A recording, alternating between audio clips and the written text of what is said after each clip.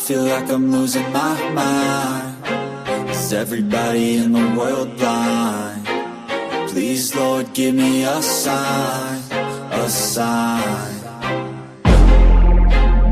I feel like I'm losing my mind. Is everybody in the world blind? Please, Lord, give me a sign, a sign.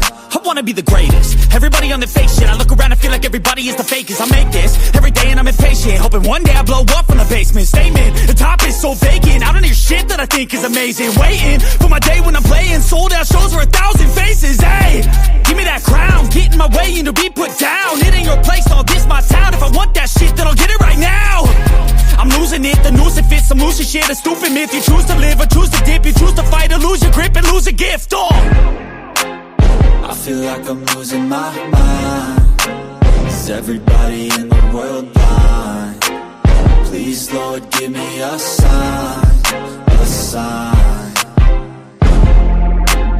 I feel like I'm losing my mind. Is everybody in the world blind? Please, Lord, give me a sign, a sign. Yeah. There's no mercy in this world, just hunger-thirsty persons in different versions. Each new update, that shit worsens. Why? Pull back the curtain and you'll see the different vermin. We all have different burdens that all seem to cause disturbance. Yo, so do me a favor, don't treat me like a neighbor. Don't need the different flavors of your problems just to savor. I've got my own issues, I need a comb to get through. Don't need to groan with you, just go get your own tissue. I feel like I'm losing my mind. Is everybody in the world blind? Please, Lord, give me a sign, a sign. I feel like I'm losing my mind. Is everybody in the world blind? Please, Lord, give me a sign, a sign. That's it, the end of the song. Next time you'll sing along. Trust me, there's nothing wrong. I just need to carry on, cause society's a myth put there to make you sit. Listen to what they give. Don't ask questions, shut your lid. Yeah, don't ask questions, shut your lid. I need to run away from this and go get off the grid. Feel like my brain is overloaded, man, I'm losing it. Don't let them tell you what to do, man, they don't know shit.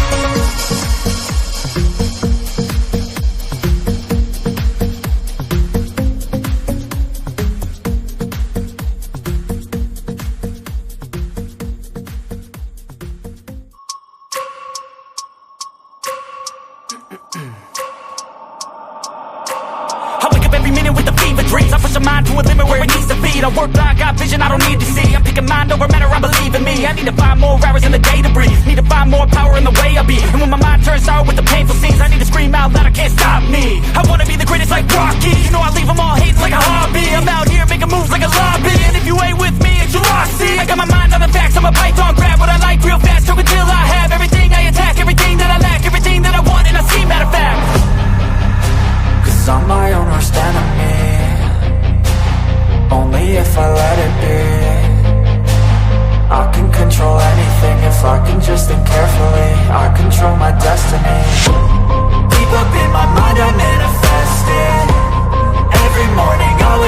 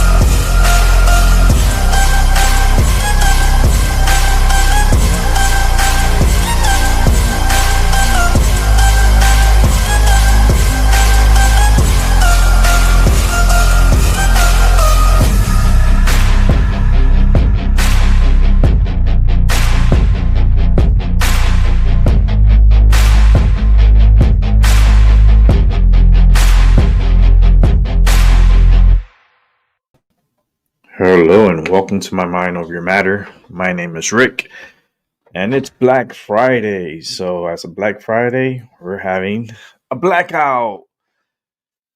We're having a blackout tonight. Just gonna have it lit with candles. And I like to stay lit. So, turn on my back candles back here. How was your Thanksgiving? How was your Black Friday? How's your life? I mean, it was a very busy day for me today. I had physical therapy this morning, and that was very, very rigorous. Oh my God, that was so painful today. Um, then after I finished my therapy, checked out Walmart to see what they had as a Black Fridays, Black Friday sales or whatever. I was highly disappointed. Highly disappointed. A lot of the things that they had on sale, people don't fucking need. Like, who wants a fucking $10 coffee maker? Who wants a $5 toaster? Who wants a fucking $5 remote control? Like, the televisions, like, I was not impressed. I looked at them, and for the price, I was like, all right, the price is not bad, but the quality of the product was not good. And I was not going to spend my money on garbage. So the search continues. Don't worry, I got the whole weekend and the whole time ahead of me to find this television. I went today to Walmart and I actually picked up a few things from there because I needed to grab a few things, and then went to Target to see what they had. Garbage. It was just nothing. Like, I was like, these plastic containers, that's what they're pushing. Like, oh, here's some $8 containers, plastic containers. And Target had containers like $30, like not $30, 30 pieces of plastic containers for $10. I was like, what? That's the only thing you have for sale? Is there anything else that could be more, I don't know, beneficial? I don't need a coffee maker. I don't need a toaster. I don't need, like, there's a lot of things that they were just pushing out that I'm pretty sure people don't need. And people were going to waste their money and buying all these gifts and toys. And I'm like, why? Like, your kids don't have toys? Like, that's why I don't like Christmas. Because Christmas, they just push it upon people to go into debt and buy all this bullshit that they really don't need and their kids don't need. But yet, they want to push it because that's part of the propaganda. That's part of the ritual. Go and spend your money and come out in more debt. That's the name of the game. Stay in debt. Be a slave to debt. It's wild. I just went to Walmart. I bought my toilet tissue, my ass wipes, what else? Q-tips, deodorant, new toothbrush. I just went for the necessary things. It's just, I was really highly disappointed in their sales. And I checked out Amazon. I still have to check out more of Amazon. I'm not impressed this year. I mean, it seems like they're not really pushing. I don't feel the holiday season yet. I don't feel how you feel. Oh my God, it feels like Christmas is coming. Like, I don't feel it yet. So until I feel that, right now, it's just at a dull moment. Um, maybe with the snow that's coming next week, maybe that would change my mood. It would change probably a lot of people's mood and put them more in a festive mood. But for right now, I was just disappointed. I went, looked around, see what deals they had, and I was like, we could get this in a fucking regular day. There's nothing special about this. There was nothing special. I was so highly disappointed. I was really disappointed. But I do got some new articles for us to watch, and I want us to jump first things first right into the weather to see what is going to be happening with this weekend and upcoming week of snow for the Northeast. But um, we're going to go to direct weather. He's a YouTuber, and kind of I really like his channel and how he breaks down the weather. So let's go ahead and watch. Set it up. Actually, you know what? Let me move this over here. Okay, give me a second. Actually, let me move this over here. Give me one sec. Go ahead and bring this here. Here we go. In today's video, we're going to be diving into the upcoming pattern, taking a look here at overall colder temperatures expected for the first half of the Hey, Albie. How you doing, Albie? Very, very active storm track. This is going to lead to snow. Hope you had a good Thanksgiving. We have one that's coming up very soon in the Plains, Midwest, Great Lakes. One coming up in just a few days for parts of the Ohio Valley. I'm about to light up right now. East. And more snowfall signals ahead of it. I got two joints here rolled up. A lot of stuff to talk about today. We're going to dive right into things. So let's take a look here first off at our European model.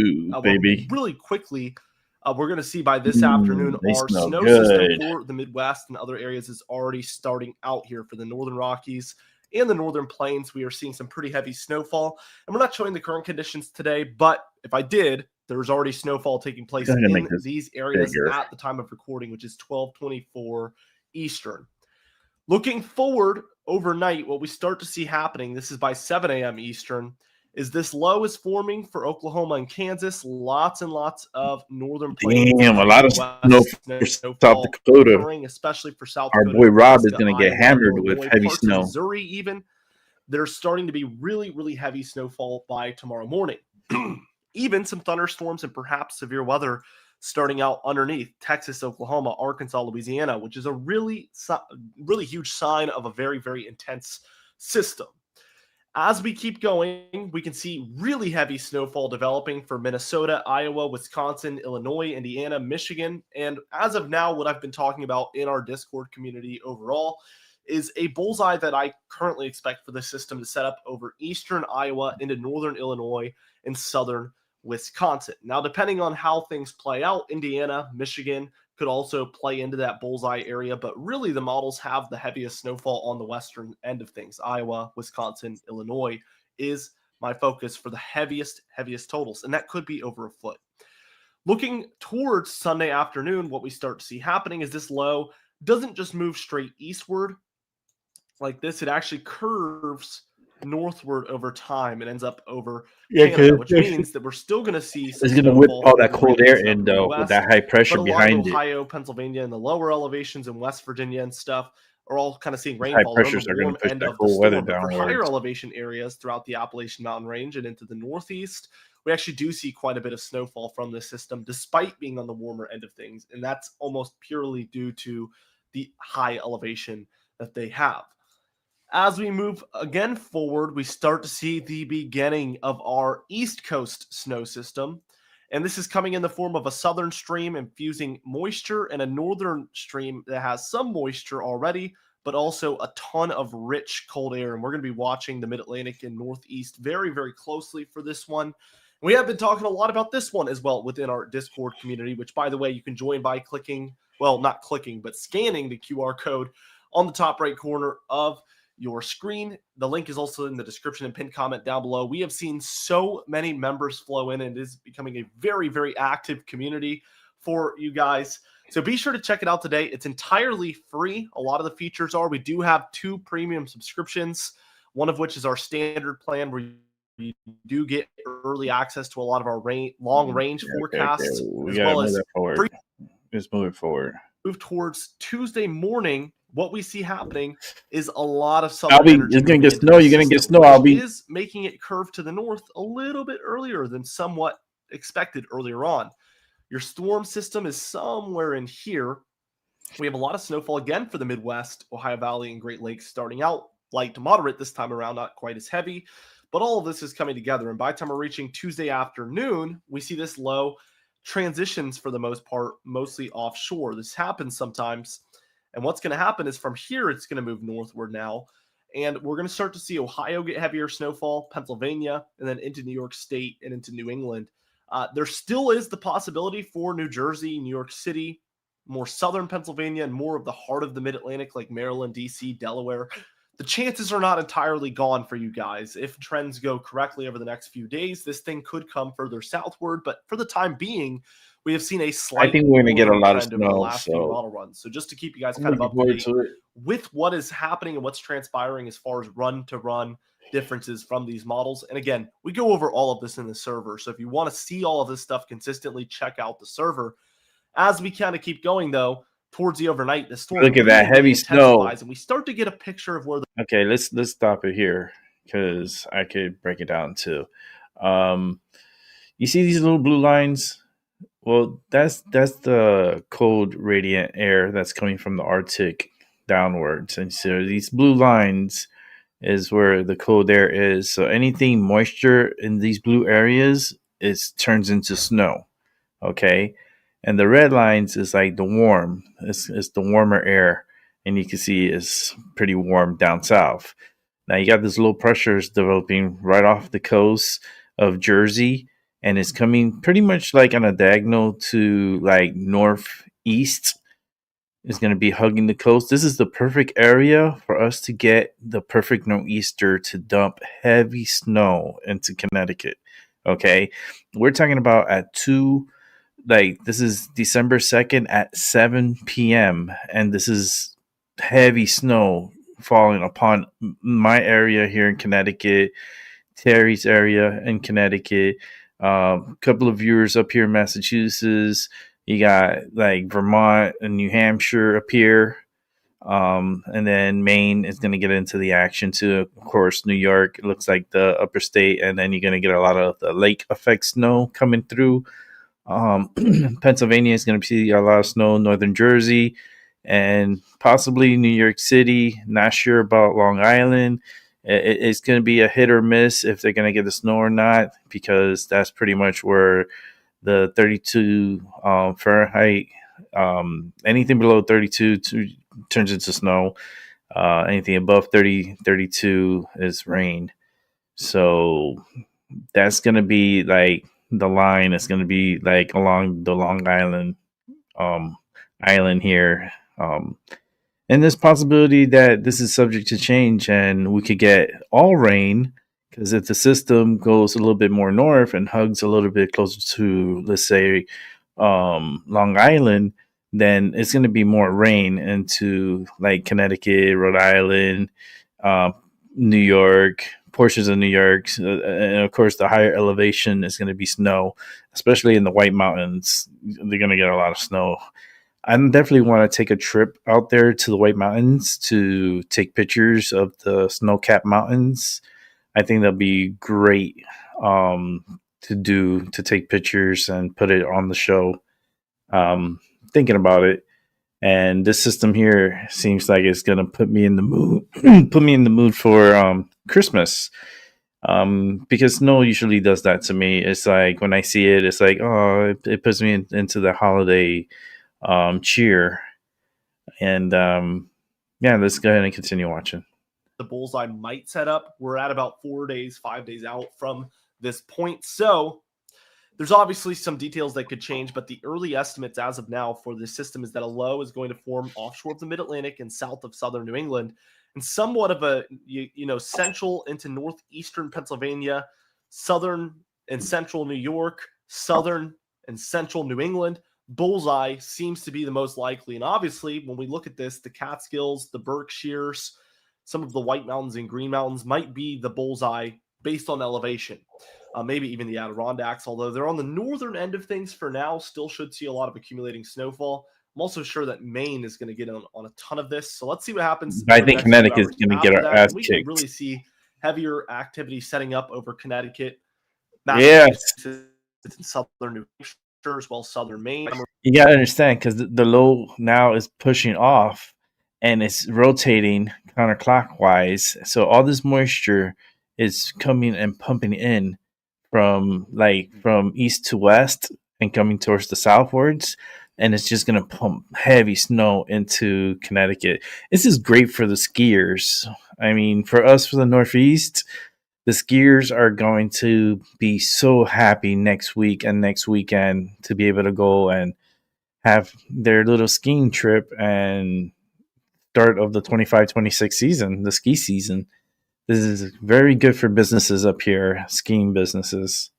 Reaching the overnight Tuesday the 2nd into Wednesday the 3rd. That is kind of how I see it right now. And there's going to be some iffy areas like New York City, Philadelphia, Boston, Providence, Rhode Island. A lot of these areas, it's going to be sketchy because you are very close to where that rain snow line is set up. So I do expect mixed precipitation for these areas as of now. If we see more northern trends up until the storm happens, this might be a purely rainstorm for some of those bigger cities. But if we see it hold tight, or maybe even a southern trend, which is completely possible, these areas are going to get more and more in the mix, and they are so close to the bullseye. Again, they're in the mix right now for precipitation, which would mean lower totals. But if that just ticks a little colder or a little further south with the storm, they could be right in the bullseye. So that is a very iffy area, and I know a lot of you live in there. As we move beyond this system, we see more colder air moving in, more lake effect snowfall, another lake effect event happening Wednesday, Thursday, the 3rd, 4th time frame. So as that Arctic air moves back in, we once again see that lake effect snowfall going crazy. The models as of now do have a bit of like a clipper system trying to move down along that northern jet, bringing some light to moderate snowfall to, again, the northern plains, upper Midwest, Great Lakes area. Wow. So the rich get richer in this scenario, I guess, is a good way to put it. We're going to get some more snow on Saturday going to Sunday. In the long range, combined with a southern piece of energy that wants to be a bit of a nor'easter. Oh. Moving along the deep south states, we have this inland, like kind of upper level low up there. And they're combining? Canada. If things play out perfectly with the jet stream, this could be another massive East Coast. Oh, I see boy. The puzzle pieces there. They're not put together entirely, but oh boy, this is not good for December 6th. So that means you're gonna get your ass kicked too on December 6th. So don't get it twisted. Don't think that you're not out of the picture. Let's go back a little bit, because you got this low pressure, right? This is kind of like an Alberta clipper that's coming from Alberta, and it's crossing downwards. And then you have this energy that's out by, I would say, Louisiana, eastern Texas. That's pretty much energy coming from the Gulf. And then a low pressure develops around here. And this is what we call a Miller A. So you got a Miller A that's trying to pretty much develop along the coast and right up the northeast. And all this is going to do is dump snow all over again to the northeast. This is one to watch. This is going to be probably a back-to-back punch for snow systems for hitting up here in the northeast, and where I'm located. And you can see where you're located for those who live in the United States, and you probably live in California or Nevada or Texas, and you're like, we're not getting no action, we're not getting shit. And I was like, yeah, I'm sorry, probably this weather's not for you, because your weather looks nice over there. There's not even a cloud in the sky, especially around like California, Nevada, Oregon, Idaho. I'm not gonna name all the states. I know all my states, okay? Montana, like you got Utah there. Those areas are going to be nice. You got a nice, strong, high pressure that's developed over here. And this area, they have received a good amount of snow. So, the grounds are very cold. Waters are going to start, freezing up. Temperatures are diving down. I think this is the year where we get a lot of snow. It's been we've been lucky for a few years to have a very light to medium range snowfall. Last year was pretty light. We had a few storms, but nothing too crazy at all. It was very tame last year. So I think the animal is going to come out early and presents itself to us. And you're going to see, I'm going to move this forward. And it's just make him silent. And let's move. You see, so this is the low pressure from the north, right? So this system is going to come across and is going to meet up with this low pressure. You see, now you've got two lows. I had paused there. You got a low pressure here in the Canadian. It looks like in the Canadian side, and then you got this low pressure over by Alabama,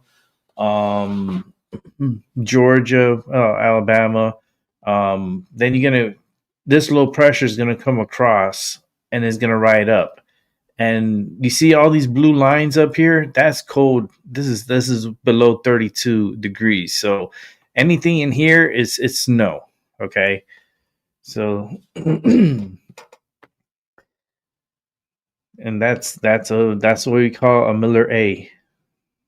Definitely a Miller A. And this is a Alberta Clipper. And they're gonna pretty much, this is gonna take over the energy from up here, but this is all prime energy already in the area. So this low pressure is just going to feed off of it. And you see how quick the radar jumped from here to here? So we got the low pressure here, and we got this other low pressure, and look at the snow band right here on Saturday. And look at Ohio. Like in southern portions, they got, especially in West Virginia, and Kentucky, on the eastern side of Kentucky, mid to eastern side of Kentucky, Pennsylvania, going to be coming down, just snow. But here in the Northeast, this is going to be an ass kicker, because this is what we call a Miller A nor'easter, which forms from down below and comes up through the coast and moves up. And this is just going to dump a good amount of snow. I'm looking forward to it. This is going to be cool. It's going to be really cool. All right, let's go back and listen. Have a lot of low pressure offshore of the East Coast here. We have deep diving Arctic air, and it's within 10 days. This is considered for a storm the long range. This is between days 7 and 10, but it is an early signal. That's how we saw the two snowstorms we're talking about now that are coming up very shortly. We started talking about these, 6, 7, 8 days out from when they were supposed to happen, and we've seen them pan out. That doesn't mean these ones will or this one will, but it is an interesting storm signal, a lot of cold air, and this could include a lot more of the eastern states, as you can see, if we do see it play out similarly to this. And it would be next weekend, Saturday the 6th here, Sunday the 7th. It's coming to a close. Yeah, look at that, Saturday. It's gonna be snowing, and then we get another upper Midwest Great Lakes. Here's another Clipper. That does bring some to the eastern states. More snow. Maybe even the beginning signs that we get a little bit of a Miller B nor'easter, which means another Miller B. We're halfway up the coast, but we can see some snow signals here for the middle. Wow, with the coastal low. We're gonna get a lot of snow here in the Northeast. A lot of activity is what the models are showing, and consistent cold. Oh no, another crazier for the right around 9. This one's going to go north. We see another low across the south central states and heavy snowfall developing for the Midwest areas. Once again, also thunderstorms and severe weather underneath. So that's also a common theme here. And that one moves straight up into the Great Lakes and brings heavy snowfall, a little bit of high elevation snowfall in the east, but really similar get a to break this with that upcoming one. System. Then we get this setup where we do have a trough in the east. Oh shit! We do have the southern jet trying to infuse into that, and this would give me some long range suggestion that these models really have this pattern very similar still for the 13th as it is to now. November 28th. They're really not changing the pattern up too much, and we still would have the two main features, Arctic air and southern jet. Obviously, anything beyond 10 days out is a lot more skeptical, and we do expect potential changes with that, even entire pattern changes. So this pattern could look completely different for the 13th in a few days, but it is a good sign that the models keep this pattern going if you're hoping for snowfall chances here in the eastern states as well as cold air. Yeah, the GFS model, as we kind of take a look at it, there is going to be some really good agreement. First off, our Midwest and Great Lakes system looks almost identical, maybe a little further south, but pretty identical. We do get this East Coast system that also looks pretty similar. Again, look at this. You see New York City, Boston, maybe even a little further We're gonna north get on our this ass one, kicked. seeing some mixing issues. See, this one looks like ice. Basically coming onshore to southern New England on Yeah, this you see, solution. that's a We different. want this system a little further to the southeast for these areas here to be able to cash in on some snowfall. Yeah. Which isn't a major change to ask for when we're still 4 to 5 days out. So again, there is still a lot of opportunity. It's a big difference between the Europe and the whatever it may be model. This system can change.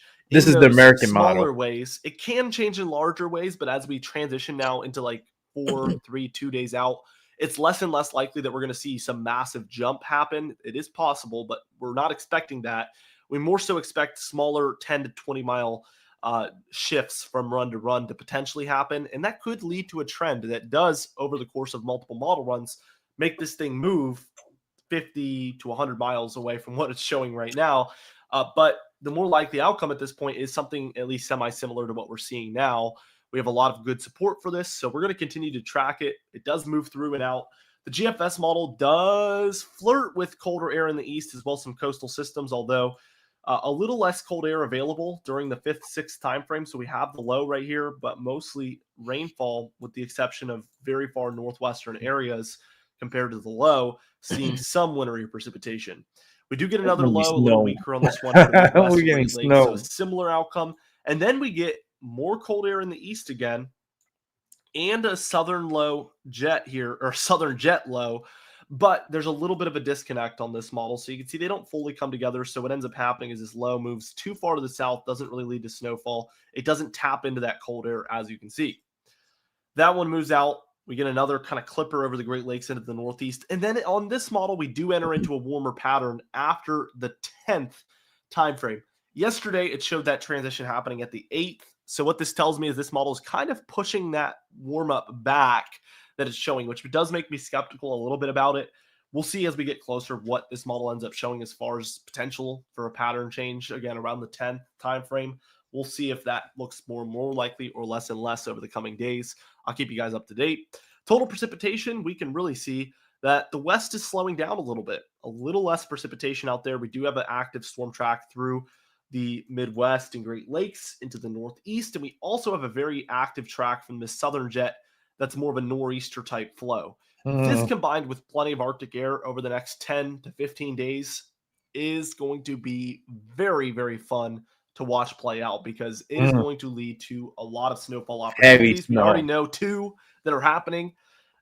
There's likely, in my opinion, going to be more than just that over the next 15 days. So we will see what we end up getting, but this is just a really great setup for big time snow systems and a lot of cold air.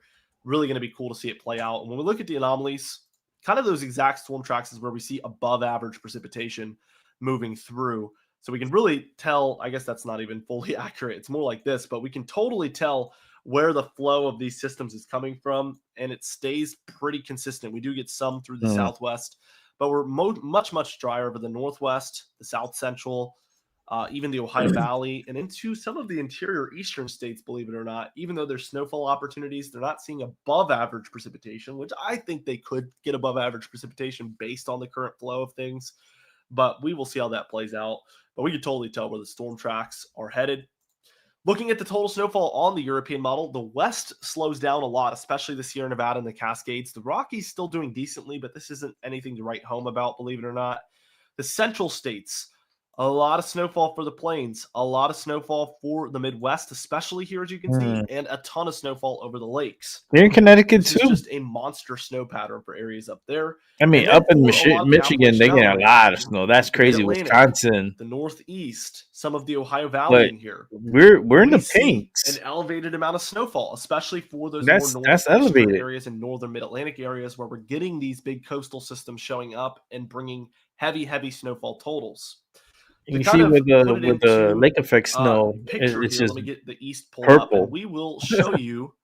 This is a lot of snow. Run, so this might actually be good to look at here. Let me see if that's the entirety of the storm. And that does look to be. So we can see for our 2 snow systems, this is by maybe 2 a.m. Eastern on Thursday. Here in Connecticut. What we're seeing here is a good pocket. Some areas up in Massachusetts, 13 inches. Northwestern or northeastern Pennsylvania, northern And New Jersey, parts of upstate New York, and northeast then Mass, into parts of southern New England. The 17.6 coastal inches of areas, snow. as you can see, like southeastern Massachusetts, southern Connecticut and Rhode Island, Long Island, New York City here, No, a lot of New Jersey and southeastern it's gonna be Pennsylvania as rain. well. They have a lot of mixing issues. So we end up with much, much lower totals in these areas. But as soon as you get just a My little area bit is in the further pink, northwestward, we end like up with a pink bit of a white. bullseye, which might end up being 10 or maybe even 12 We inches might plus get for whoever sees the most from this system as well. So we have two major snow systems on the way. The GFS model's total model run amount of snowfall is in some ways different, in some ways the same. Where it's different is heavy snowfall totals for the Cascades, Sierra Nevada, and Rockies. Wow, they completely disagree on this factor. Completely. For the central and the eastern states, we get a very, very similar outcome here. Very similar. Heavy hitters for the Midwest and Great Lakes. Heavy hitters for Ohio into Pennsylvania, and then for the Northeast here, heavy snowfall totals. Both models do agree on that fact. Now, for the air, the European model is going to be much colder than the GFS model. Both are very cold, but the European model does stand out. We see this current cool down that we're in here lasts through about the 29th, maybe to the 30th here. But we get a brief southeastern warm up for the high temperatures on Sunday the 30th before this next Arctic blast moves in. Current model estimates for Monday the 1st into the 2nd and 3rd is this upcoming cool down will be more intense than our current cool down. So you feel how cold it is out right now. The next one looks even colder. So we're seeing far below average temperatures around for the 1st, 2nd, 3rd. And that one starts to fizzle out a little bit. But right before we get our 3rd cool down, which for the Great Lakes, Midwest, Ohio Valley, Northeast, and Mid-Atlantic here is even colder than the 2nd cool down. So the 1st is the least cold, which we're in right now, which is very cold. The 2nd one is colder than the 1st, but this 3rd one looks even colder than the 2nd one. So the coldest of all three. We're kind of accelerating with how intense these cold air masses are with each one that comes in. They're getting more and more and more intense, as you can see. We do get a 4th one, which, believe it or not, here makes it to Florida. 7th of December, looks potentially colder than the 3rd one. So it might even be just getting makes it down to Florida. It does look very comparable to the 3rd one. And then we get kind of beyond 10 days. So take this with a grain of salt. But we do get a 5th cool down. I'm kind of losing track of the numbers. I think this is the 5th one, and it does look more intense than any of the ones before it. So continuing to get colder. Then we do get a 6th one, and finally this one is not as intense as the one before it. So we're finally like leveling off a little bit here, but this is like the 6th or the 7th. It's just weird how Earth and all the weather works, right? Or the 12th or 13th. So unique. Frequent Arctic intrusions. And this is much different than some patterns that we've seen. Like a lot of last winter is a good example, actually. Like last winter, we would see one Arctic air mass move in, and it would move very slowly. It would just sit over us. The problem with that is it kind of kills the storm track. Your storm track, if this just stayed this way, would be stuck way too far offshore to where we're hardly getting any snowfall where the cold air is. But if you're getting these frequent cooldowns and frequent jet streams moving all over the place, you start to get more storms infused into the whole pattern, a lot closer to the cold air. And I think that's going to give way to more snowfall opportunities than if we were just in a stagnant single cooldown for, let's say, 2 weeks, as opposed to 5 or 6 or 7 different cooldowns happening over that same period. It's going to be about the same impact as far as the cold air once we're all looking back, but it's more moving pieces. It's going to lead to more opportunities for snowfall and overall storminess. It's going to be very, very active here, it appears. The GFS model, which again is a little less cold, we have our current cooldown. We do see that 2nd one move in. It's more intense. The 3rd one does move in, and it's more intense than the 1st and the 2nd. So we have those similarities there. And then we get a 4th one here, which is about as intense as the one before it. So everything agrees up until this point. But again, at the 10th, we start to flip towards a really, really warm pattern in the east, and it stays that way all the way through the 14th. So that is the main critical difference between the European and the GFS model currently, is the European model shows no pattern change in sight. The GFS model run has held pretty strongly for about 2 days now that there will be some sort of a change between the 8th and the 10th. We will end up seeing which one's correct. Regardless, for now, the 28th today through the 8th of December looks highly active, very cold, and should harbor a lot of opportunities for big snow systems. Wow. Our ensemble model guidance, this is the 3rd through the 13th of December. This is the European ensemble model, shows a purely positive PNA pattern throughout that time frame with frequent Arctic blasts. So this is going to be in agreement with its deterministic model, which is the European model that we just looked at. That's critical because if a single model is showing something and then its own ensemble model doesn't agree, what that means is that we have this single model showing something, but the version of that model that has 30 different, slightly different from each other members, and it takes the mean average, doesn't agree. It tells me that the singular model, the deterministic model, is a little bit of an outlier, to say the least. In this instance, it's not an outlier. Actually, it falls into perfect agreement with what all 30 of these models are showing, and we're getting the mean average right here. That's boosting the confidence, to say the least. That is boosting the confidence. Your GFS ensemble model, the 3rd through the 13th, and I'll actually move this forward to the 4th through the 14th, just so we get as much range as possible here. We also get a positive PNA look overall on this ensemble model, which I will say is a little different than the GFS model wants to show. It doesn't want to show too much of a positive PNA, which is just warm temperatures out west, by the way.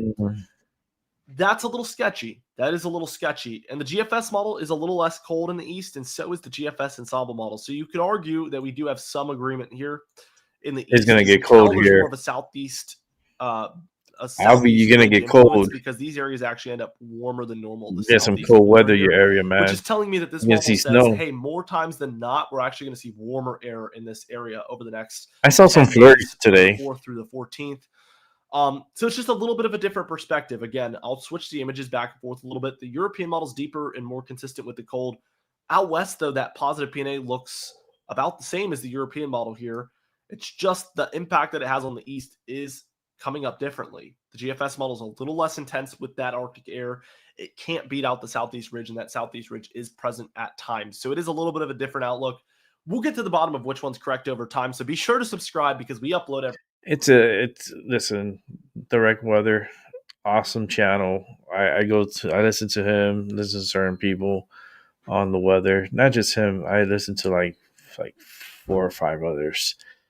And then I feel the energy because I know like when rain is coming, I hate it because it hurts my neck. And like today, like I saw my chiropractor, not the chiropractor, physical therapist, and she worked me out today. And like I feel sore. My neck really feels sore. My back hurts.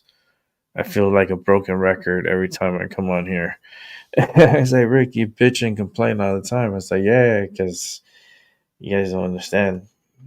Like, and then I can feel like rain coming, and that's good and bad, because like it hurts me. It hurts my body. My worst times of the year is fall into winter, and then spring winter into spring, and spring into summer. Summer, that's when everything starts stabilizing. Like my body starts stabilizing. But it's like these transitions and these rain systems that come through, and the pressure gradient doesn't help at all. Actually, it's like a nuisance to me. So I've been trying to figure out. My doctors are trying to figure it out too, and I got a lot of issues with my spine, so you got to figure this shit out. I need to get the little violin. I need to get the I don't want a big violin. I want a really little violin so I can play it. Okay, let's see. All right, let's go on to some news. Dozens more bodies in a high-rise complex after a massive fire engulfed 7 buildings this week. The death toll has risen to more than 100, with many people still unaccounted for. 8 more people involved in the building's renovation have been arrested as well. Authorities said fire alarms in the complex did not sound during the fire. Officials say the fire spread rapidly due to bamboo scaffolding and highly flammable foam panels. It was fully extinguished Friday morning. I was inside the building with my employer, and we heard the siren so loud. So we just kind of like looked at the window. We looked the window and we saw the firefighter was running. So it's like I saw something flew and I smell burning. So I was like, talk to my employer. This is fire. I said like that, but she doesn't believe it. I said, you have to go down now. It's fire. I'm here with my colleagues from the Consulate General because we know that based on our data, there are at least 100 Indonesians domestic helpers or migrant workers living and working in this area.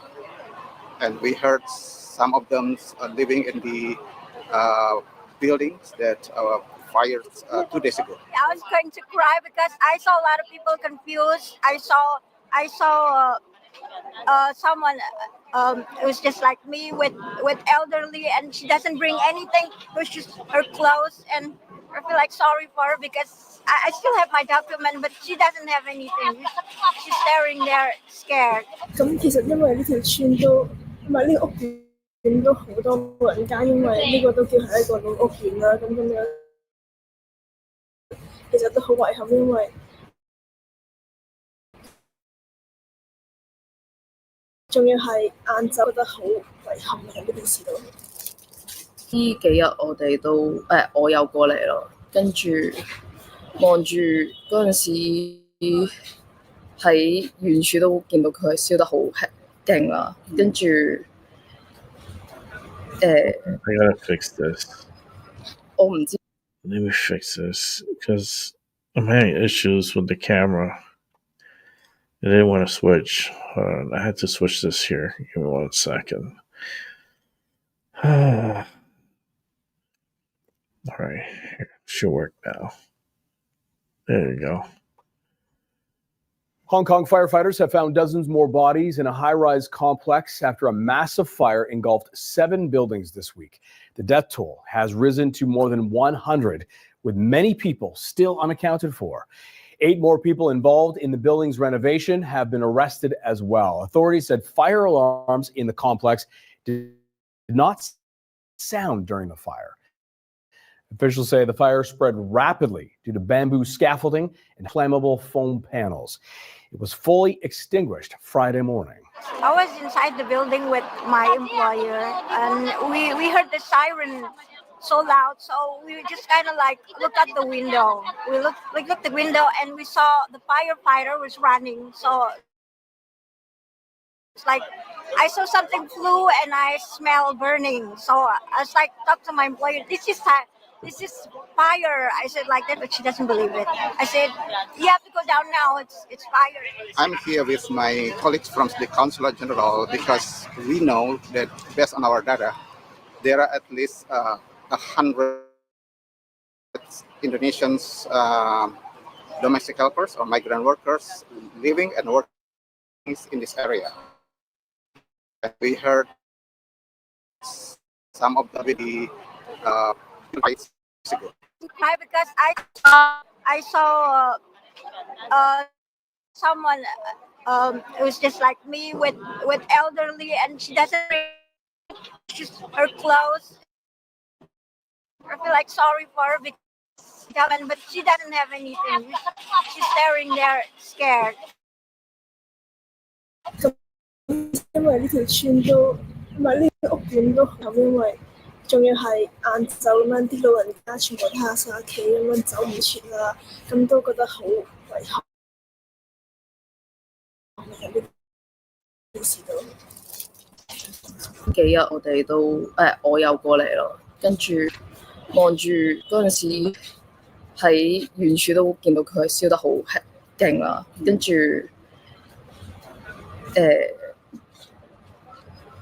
我唔知我可以做到啲乜嘢。嗰一份傷痛，無論我哋做幾多都好似承擔唔到佢哋嘅。尤其是係啲即係你會見到啲動物啊、寵物啊嘅生命都好慘，係啊。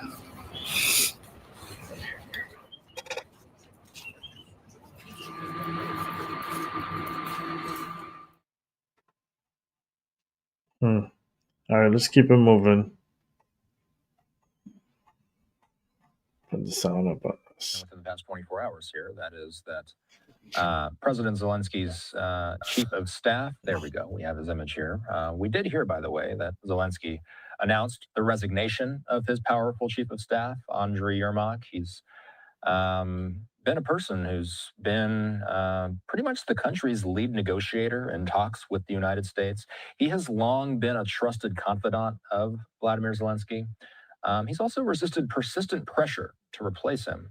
Retired Rear Admiral Mark Montgomery is with the Foundation for the Defense of Democracies. He's standing by with us here. So, Mark, let's just explain a little bit more about this chief of staff situation. Do we know why anti-corruption investigators were eyeballing his home? Well, I don't think I have the exact, quid pro quo, but there's long been an assertion that Yermak and several other cabinet members were part of a corruption scheme having to do with the distribution of money internally on nuclear power and electrical grid repairs.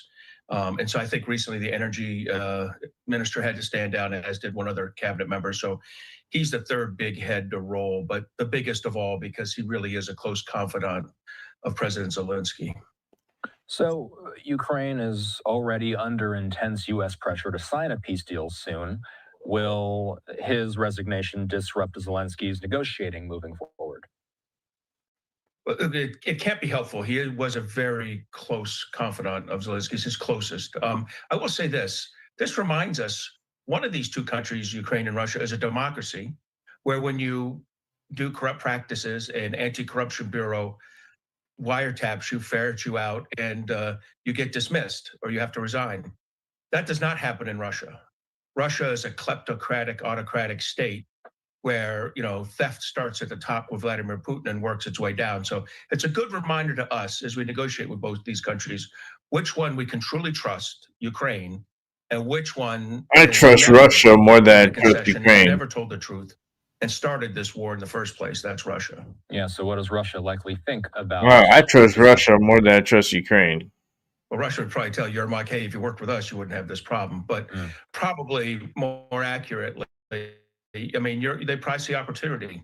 Look, Russia has never conceded anything. That 28-point plan, which was done by the United States and Russia, and I think principally Russia, conceded nothing. President Trump has missed a lot of opportunities to pressure Russia with secondary sanctions on shadow fleet, recipients like India. Yeah, but we want to make money. We want business. Ago because Russia came forward with this plan. You know what I mean? Putin's done that again and again, gotten us to not pressure. We need to get back into business. We've pressured Ukraine heavily about war. We've pressured Russia not at all. Money. And shockingly, as anyone who read The Art of the Deal would know, you're not going to get a deal when only one side feels pressure. So this trade. Let's ask about President Trump then. President Trump wanted Ukraine to respond to the U.S.'s peace deal by Thanksgiving. I've been calling this a soft Thanksgiving deadline, basically. Did anything end up coming of that soft deadline, Mark? Yeah, so I think President Trump did read Art of the Deal, and he did get some concessions out of Ukraine. And I think they've generally agreed to a plan with Rubio and other Americans, a 19-point plan, which is significantly different than the 28-point plan. Russia will never accept this plan. President Trump is going to be disappointed, and hopefully he'll understand his disappointments with Russia, not Ukraine. But Russia's never conceded anything in this. They want to keep all the land they've captured. They want more land than they did capture. They want Ukraine to promise to not join NATO. They want NATO to promise not to allow Ukraine in. They want Ukraine to have a smaller army. They want the United States and Europe not to sell Ukraine weapons. I mean, the list is endless on things he's never conceded a step on, whereas I think Zelensky has on multiple occasions conceded things that he is uncomfortable with, but in an attempt to get to peace and to placate President Trump. So, that in mind, amid these negotiations, who is in the tougher spot right now, Mark? Would you say Ukraine or Russia? Look, this isn't good with Yermak, but I think Zelensky he's a democracy. In the end, everyone's replaceable. Yermak's replaceable in a democracy. So I think he'll get there. I mean, Putin, I assume at some point, President Trump demands President Putin give in something. And since he's never done that, I think in the end, President Putin's in a worse position over time. But the final thing I'll say is he's not going to win on the ground. I mean, it must be clear to him now, after 3 summer offensives that collectively gained him very little, that he is not in a position to win this on the ground, and that eventually concessions will be necessary by Russia. So I guess one major question then moving forward would be, what does history tell us about what gets Putin to move on these things? Do we have any historical context? Not really. That's a great question. You know, the truth is we've done a lot of sanctions against him and not moved him. But I don't know that we've done the sanctions that really hurt the economy at the exact moment his economy is most vulnerable. His economy is vulnerable now. His GDP is 0 or negative. His growth of his economy is 0 or negative. He's paying 40% of the federal budget to fight for a war machine, and about 60% to buy off his base with payments. He has no room for maneuver, so budget-wise. So if we can, through sanctions, lower the amount of sales he gets on the secondary market for his shadow fleet fuel, he will have to choose between the war machine and payments to his base. Those are both tough choices for him and could cause him to come to the table. But the short answer to your question is he has not in the past felt that pain. Retired Rear Admiral Mark Montgomery is with the Foundation for the Defense of Democracy. It's good to see you. Thanks. Thank you for having me. Of course. All right, the time in the nation's capital, about 5 minutes past 4. Let's hit a break. Our first of the hour, our coverage. All right, let's keep it moving. Some Benny Johnson. Put the volume up. I start in Odessa, right? And then I work my way to the Crimea. That's low-grade stuff, man. We have better coke at the White House. You is your problem? What's up, guys? It's Benny. It is officially over for Volodymyr Zelensky. The money train has stopped. The cocaine use has now been caught on camera in this remarkable video where you can just see the cocaine shoot out of his nose. I can't believe that. This is real, but it is. And for good reason, he is back up on the uppers and down on the downers because the regime is officially over. There are now full-scale mass raids going on in Ukraine. Probably the reason why Zelensky is hitting that nose powder a little extra hard these days. And Tucker Carlson getting the results. A remarkable feat here. The reason I'm showing you this Tucker Carlson post from Monday, it is Friday today, is because Tucker Carlson called it, man. The Wall Street Journal has held a story detailing the personal corruption of Andrei Yermak, the second most powerful man in Ukraine. Yermak has skimmed hundreds of millions of American tax dollars meant for Ukraine aid. The Journal's editors can prove it, but they're not. Instead, they're protecting Yermak. Why? Tucker goes on to say that, of course, the people who run the Wall Street Journal want the war to continue. True corruption without informing its readers. The Murdoch family is using both sides of the newspaper to continue the war in Russia, or the war with Russia. That's not the behavior of a news organization. It's the hallmark of an intel agency. This seen by millions of people, 55,000 likes, 14,000 reposts. So making a dent. And what happens immediately after this, less than 5 days after Tucker posts that, Volodymyr Zelensky's chief of staff resigns after being searched by anti-corruption investigators. Andrei Yermak is his name. Oh boy. Let's go ahead and read. It looks like a completely upstanding individual right here. Definitely, you know, for sure, these people sure can pick them. Ukrainian President Volodymyr Zelensky announced Friday the resignation of his powerful chief of staff, Andrei Yermak, whose residence was searched earlier in the day by anti-corruption investigators. Yermak has been Ukraine's lead negotiator in peace talks with Russia and the United States. He's also been a trusted confidant of Zelensky's. The unprecedented searches. Unprecedented searches? Are you kidding me? Ukraine is like the single most corrupt country on earth, but whatever. At the heart of Ukraine's government comes at a time when Kyiv is under immense U.S. pressure to sign a peace deal nearly 4 years after Russia invaded. Two national agencies fighting entrenched corruption in Ukraine said their searches targeted Yermak. A spokesperson for Yermak said the anti-graft agencies had not served Yermak a notice of suspicion, meaning he was not a suspect of the investigation. Oh, really? Yermak had not been told what the searches were related to.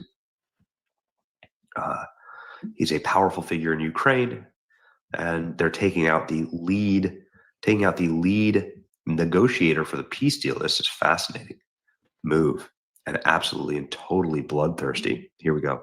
Anti-corruption scandal has broken wide open involving a close aide to Ukraine's President Zelensky. Our chief foreign correspondent, Ian Pannell, has the latest from eastern Ukraine. Good morning, Ian. Yeah, good morning, Rebecca. That's right. Anti-corruption investigators raiding the home and offices of Andriy Yermak. He's the head of President Zelensky's office. He's also a hugely powerful, influential and divisive figure in Ukraine. He is, in effect, Zelensky's right-hand man, and he's leading negotiations with the US in these peace talks. Ukraine has been consumed, as you say, by this massive corruption scandal in the energy sector that's implicated a former close business partner of Zelensky and seen the resignation of 2 government ministers. And honestly, the timing couldn't be worse, because you have senior US officials heading to Moscow and to Kyiv in the next few days as part of this push by President Trump to get a deal to end the war. In an interview published Thursday, Yermak actually ruled out conceding any Ukrainian territory in talks, and in a hardline speech, Vladimir Putin overnight ruling out a ceasefire unless Ukrainian forces withdraw, and saying it's pointless signing anything with Zelensky because he lacks legitimacy. And of course, all of this leaves the chances of a rapid end to this war looking remote. Guys. Yeah, almost 4 years in now. He is illegitimate. Zelensky is illegitimate. He hasn't held an election in years. He's required to by the Constitution. He raids churches. He's disintegrating the Christian church in Ukraine. He's led to the wholesale slaughter of 400,000 Ukrainian men, the entire generation. Ukraine isn't even a nation anymore. There is virtually no such thing as a Ukrainian anymore at all. The entire nation is in complete and wholesale collapse because of the suicidal war brought about in part by Joe Biden, his weakness. It's amazing how Russia only invades during Democrat presidents, Barack Obama, Joe Biden, and so on. They took Crimea, then they take the Donetsk, and so on. Like, I've said it before, and I'll say it again. I just don't care. I just don't care. I'm sick of my taxpayer dollars funding it. Cut off the money entirely, and Ukraine need to lose not only the war, the whole rest of the country. So I say no. I say no. Like, just let's put an end to it. America can stop it right now, and that's what President Trump's trying to do. Is the honorable thing. But this is wild. His departure comes after authorities raided his home as part of a probe into $100 million corruption scandal involving top Ukrainian officials. Yermak was one of the most powerful figures in Ukraine, key player in the negotiations. Oh man, it's over. Yeah, it looks like the gig is up. Photos of the raid. It's over, man. The gig is up. If they're taking down his inner circle, it means they're going to replace him. It's not going to be good, bro. They're going to replace you. You're done. You're out. They're going to take out all the people around Zelensky, and then they're going to take out Zelensky. They're just going to and he's going to go fly to some, non-extradition treaty country where he stashed away hundreds of millions of dollars, billions of American dollars, right? All these people, they all, like these scumbags, they always have a ripcord that they can pull for themselves as they slaughter their entire country. Zelensky team corrupt to the core. Andriy Yermak out, conducting searches of the office of Andriy Yermak, the government this morning. This entire war has been incredibly evil. It has been operated only to the benefit of evil people and organizations, to the destructions of Christian countries and populations and nations. It benefits no one, benefits absolutely no one. And we've funded it. We've created this wholesale slaughter as Americans, we have a equal part in the funding of it and the creation of it. And so, no, it's time for it to be over. It's time for it to be done. There are no obstacles to the investigators. They were given full access to the apartment, cooperating with law enforcement.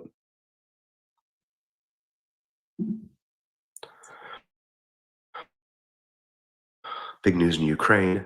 Andriy Yermak, amid Ukraine's corruption, Yermak is seen wearing a Swiss Puget watch. Thank you, U.S. and EU taxpayers. Just your average watch that you wear when you're at war, right? When your country is suffering and has no money and needs American tax dollars. All right. I have faith that changes taking place in Ukraine are necessary. Will be the best to make our state stronger. Okay. Your resignation next, please. The money machine from Washington.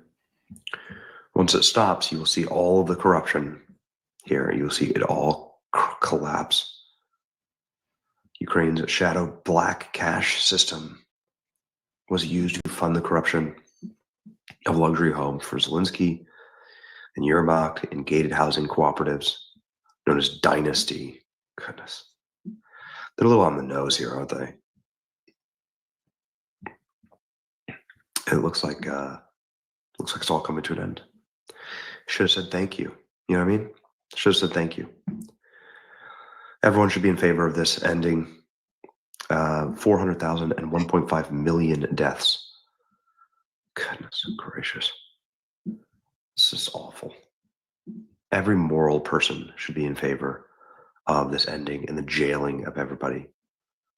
I don't know where all the money is, says Zelensky. Look at this dude. Dude's in complete collapse. And he's back on the train, you know? You can literally see it. Enough of your tax dollars literally getting blown up. You know what I mean? All right. I will very much look forward to the end of the Zelensky rule in Ukraine. And for Damn, look at it. He had some kind of rock come out of his nose. Zelensky. Damn, that's crazy. Ew. I tell you, these people were very fooled with this Ukraine shit.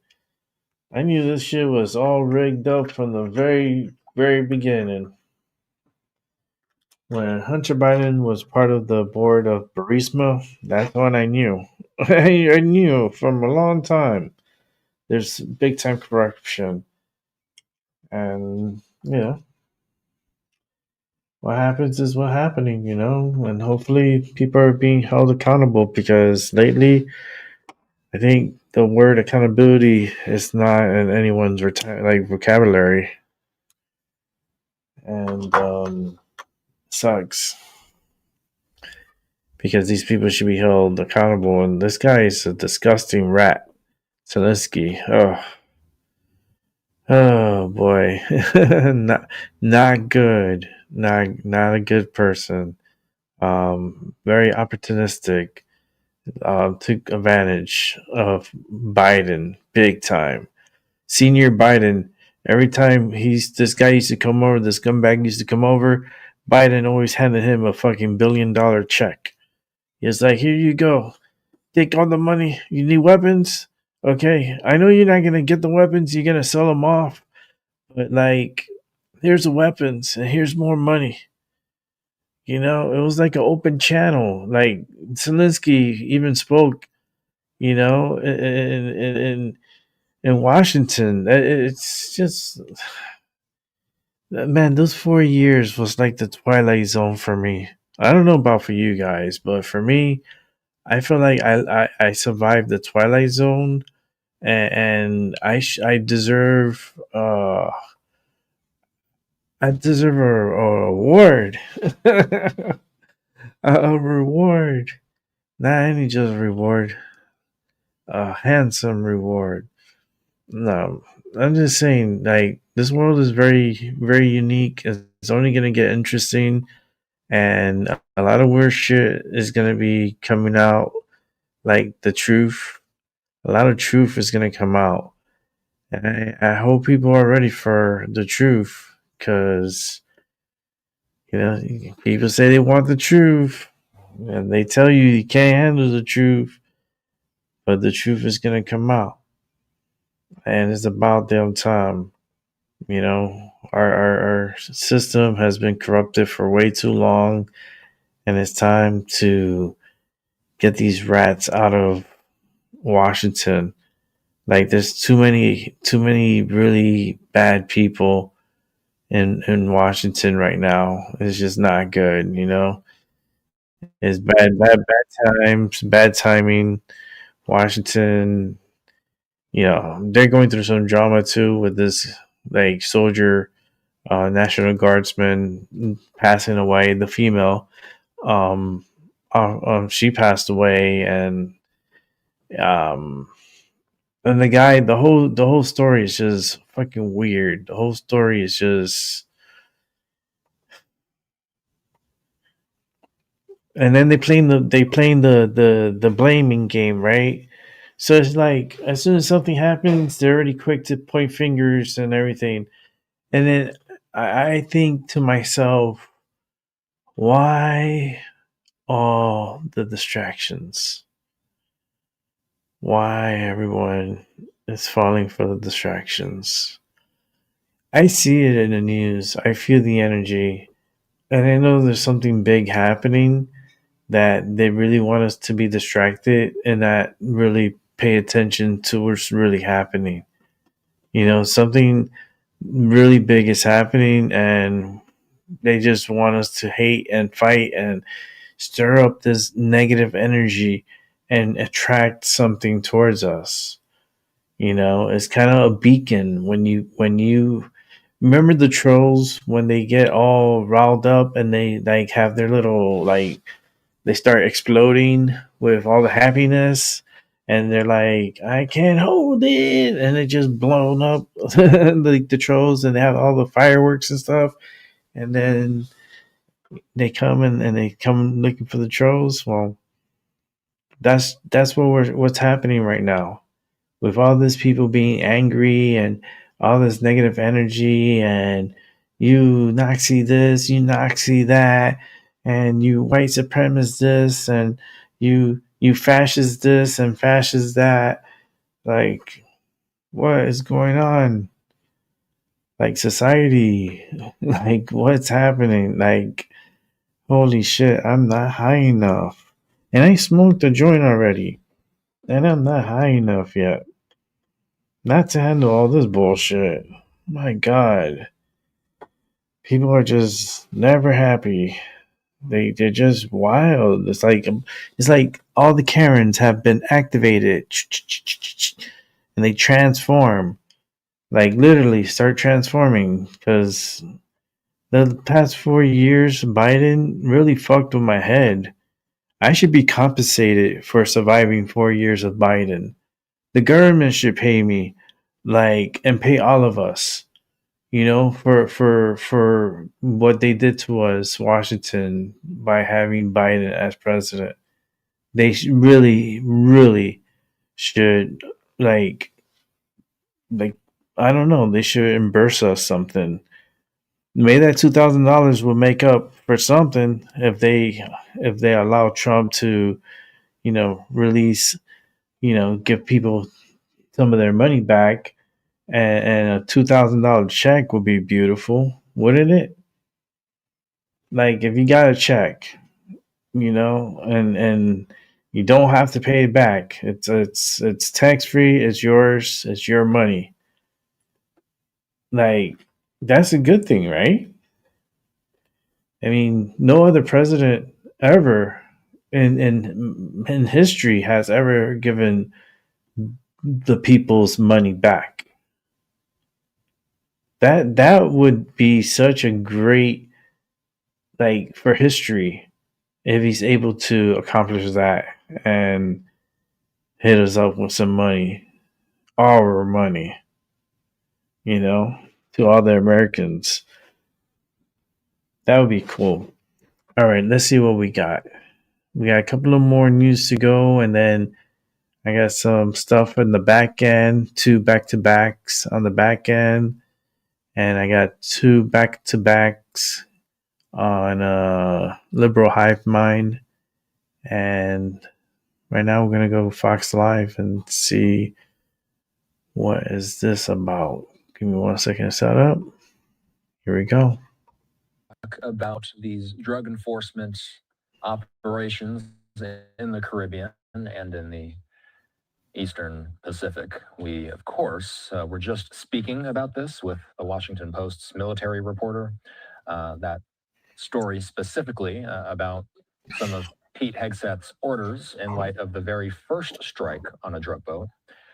But let's get the latest in general on the bigger picture operations that are taking place in the Caribbean and just off of the Venezuela mainland. Retired Marine Intelligence Officer, National Security Analyst, and the host of the Strat podcast, Hal Kemper, is here. Hal previously worked on the war on drugs under U.S. Southern Command.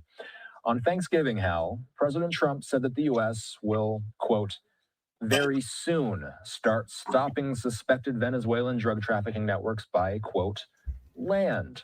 By land, Hal. This is a shift from his thus far seaborne military campaign. What's the significance of him acknowledging publicly that we are going to be working on land? Well, Austin, I mean, it's the first time he's kind of put it in that way. He has alluded to strikes that would not be at sea. Well, by process of elimination, that kind of gets into land.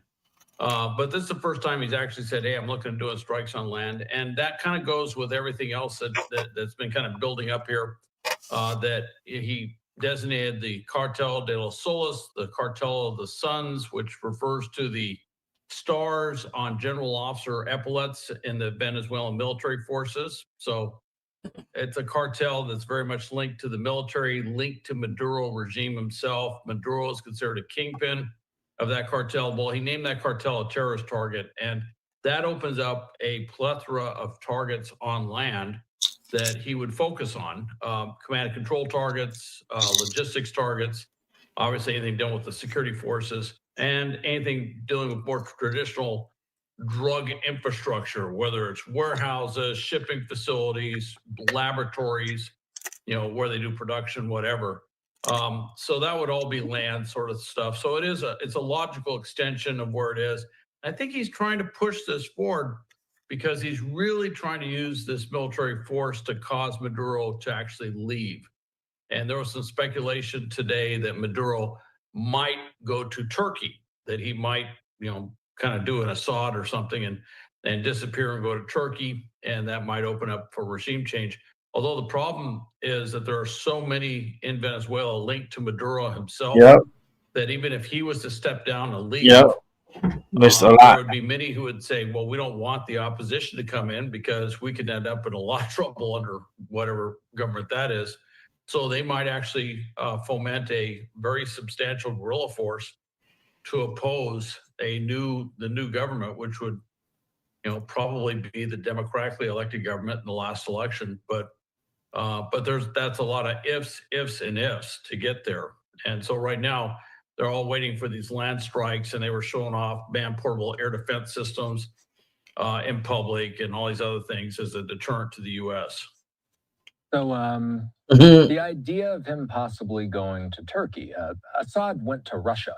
Would Maduro be untouchable in Turkey? Well, it put him out completely out of the region. So he wouldn't be in the Caribbean or anywhere in Latin America, which would make it, and it would be some sort of agreement, obviously, with Turkey that would allow him to go over there where he would not be extradited under international law. It's kind of unusual. After this last election, which he clearly lost, I mean, the opposition got over 2/3 of the vote. And the U.S., amongst many other countries, said, no, he was not the legitimately elected president. Erdogan was a little bit different. He actually called him to congratulate him on his victory, which was somewhat different.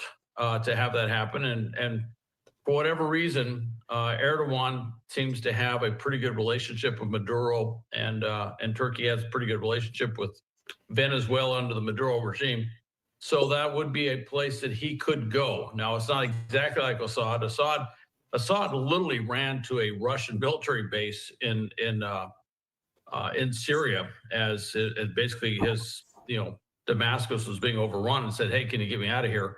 And they took his family and took him to Russia. So it wouldn't be exactly like this. This would be something where he would depart, but it wouldn't be when someone's overrunning the presidential palace or something. It would be something where he would just disappear. Other than some chatter about Maduro possibly leaving his country, how has Maduro been reacting to the buildup of U.S. military in and around his nation? What is he saying verbally? Well, he's been doing a lot of public speeches talking about how we're going to fight back, and doing a lot with the civilian militia that he has, which is a very large force, but it's pulling people of all ages and everything in as a kind of guerrilla force. And that's got a lot of attention because it does have it kind of harkens some memories of what happened with Saddam Hussein as the U.S. was getting ready to go in there in 2003. He took a number of his elite Republican Guard units were being used in a sort of what appeared to be kind of a guerrilla force, a stay-behind guerrilla force, which then became the nucleus of the insurgency against the U.S. occupation and the Allied occupation within Iraq. So there's a lot of concern about that. The difference I want to focus on, though, is we have a different force. This is not an invasion force that's sitting off the coast. This is not, this is not something that harkens back to, the days of the British or Royal Navy, where they would come in and offload tens of thousands of British troops onto the shores. Nor is it anything like World War II with the U.S., where we do a major landing or something like that. This is it's a very specialized force. It has tremendous strike capability with Carrier Task Force, also with the Amphibious Ready Group with that Marine Expeditionary Unit. They can do airstrikes, obviously missile strikes. They could do all sorts of things, and they have a fairly robust capability of doing raids. And a raid is something where they would go into some place to achieve temporary effects and then get out of there. Sometimes it's hostage rescue, sometimes it's for destroying a particular target, which is what I think this would mostly be if we were to do something like that. But it's very disruptive to the enemy that is suffering from the raid. And it kind of throws up it throws a lot of things into question. It messes with their cohesion, it messes with their sense of invulnerability or whatever. So that's something that we might do. But I don't see an invasion force coming out of this. We just simply don't have the forces arrayed offshore to do that. So he's preparing for something that's probably not going to come, albeit airstrikes, that very likely could come. I was just speaking with the Washington Post before you came on, Hal. They had this exclusive saying Secretary Hegseth gave an order to kill everybody in the first strike on suspected drug boats in the Caribbean. After 2 men survived that strike, the mission commander ordered a second strike to comply with Hegseth's instructions, according to 2 sources. So, Hal, why might they, I'll ask you the same question that I asked Alex a moment ago. Why might they want to make sure that these people were dead at the time, Hal? Was there nothing that could have been learned from them if they had been alive? That is the strangest order. I was seeing that today. And I will say that there are legal problems with that under international law. If you have sailors lost at sea, for example, if you have an airman that punches out of his aircraft, he's under canopy coming down, you're not supposed to take them under fire unless they pose some sort of threat. You don't, depending on the tactical circumstances, you don't always have to rescue them. Although generally speaking, we do try to rescue them. We do try to take them into custody. You don't have to every single time. So I just found that a very strange order. And for someone who, Pete Hegseth, was a military officer, he was trained in this stuff. I found that very odd that he would give that order because, frankly, that's the sort of order that could show up years from now in some sort of investigation or legal proceeding. as to whether that was actually a lawful order. And I know lawful orders right now after that PSA videotape is a big deal, but this is actually a concern. And I could say that any military lawyer would say the same thing I'm saying, which is that it's somewhat problematic. I don't know why they would order to do that. If they hit the vessel and they take out the vessel and they get rid of the drugs, ordering a second strike just to kill people who are floundering in the water, it's very strange. I don't understand. Yeah, that's very strange. Like, I agree. Like, if you blew up the damn ship, you blew up the ship. But then if they survive, like, you're just murdering them. I mean, you're killing them. I mean, are we at war? Because then it would make sense because you're killing the enemy. So, have the United States declare war? Or are we declaring war? I mean, it is kind of weird because they hit the ship, they blew up the boat, the people survived, they somehow survived, and they ordered the kill and a second shot and killed the survivors of the boat blowing up. I tell you, we live in unique times. All right, let's go ahead and set this up here. Let's watch some liberal hive mind.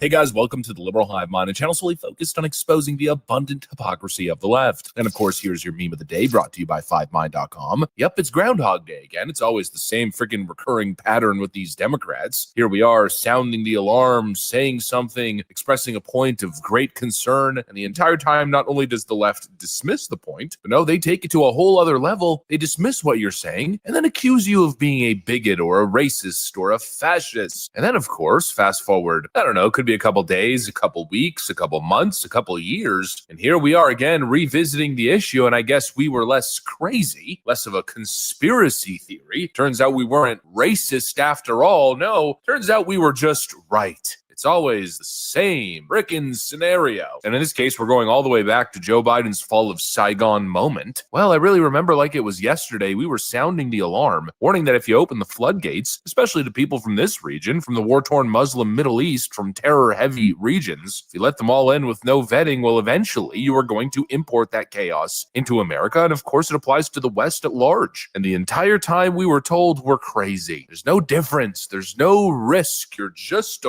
racist.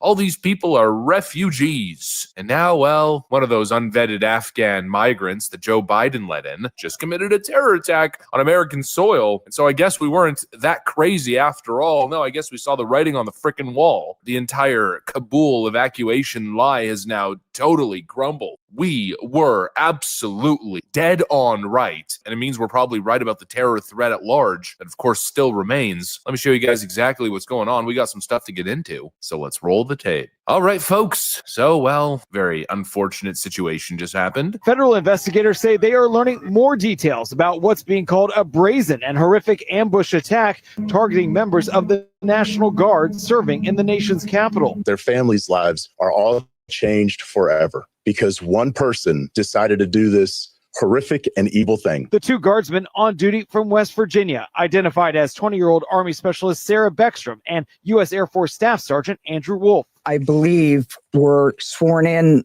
less than 24 hours before they were shot on the street in Washington. The attack has prosecutors vowing swift justice against the 29-year-old suspected gunman, identified as Ramanullah Lakhanwal, an Afghan national who immigrated to the U.S. in 2021. Fox has learned as a teenager the suspect was vetted and worked with the CIA in Kandahar. He was granted asylum in the U.S. this spring. The subject had a relationship in Afghanistan with partner forces. We are fully investigating that aspect of his background as well, to include any known associates that are either overseas or here in the United States of America.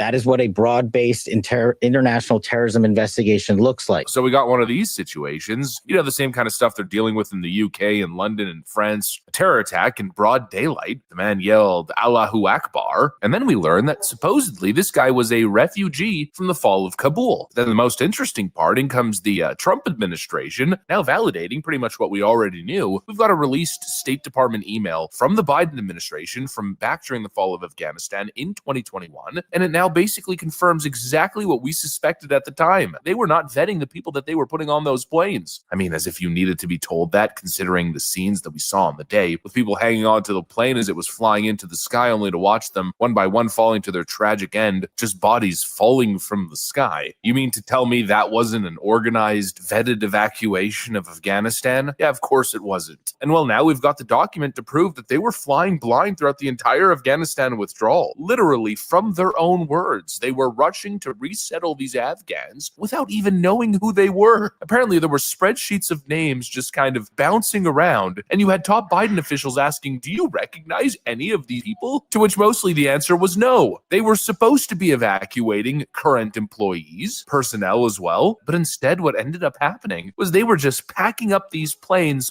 full of migrants and just shipping them on over, not knowing who the hell was in that plane. Obviously not a freaking good idea. But the worst part was, as we were watching what was going on, as per usual, they were gaslighting us. You had Afghans falling from the sky. It was complete chaos, a terrorist attack. You had service members, 13 of them, who died during this all-out chaos that Joe Biden and his incompetent goons couldn't get under order. Well, because they had no freaking plan. It was an absolute disaster, and we could see it with our eyes. But as it was happening, the Biden administration was assuring us throughout those moments that they were vetting everyone and there was no risk to the nation. And of course, the media carried their water. The media just spread the lie. No one is coming into the United States of America who has not been through a thorough screening and background check process. We absolutely cannot unleash thousands of unvetted people into our country. These people are vetted. Good. These people are vetted. It was just a right-wing conspiracy theory. It was hysteria, bigotry. In comes all the experts to fact-check, assuring viewers that no, there are robust vetting processes for all of these people. They're all legitimate asylum seekers and people who are working against the Taliban and Al-Qaeda on behalf of American intelligence operations. In other words, they lied to you as they funneled, again, tens of thousands. I think it might have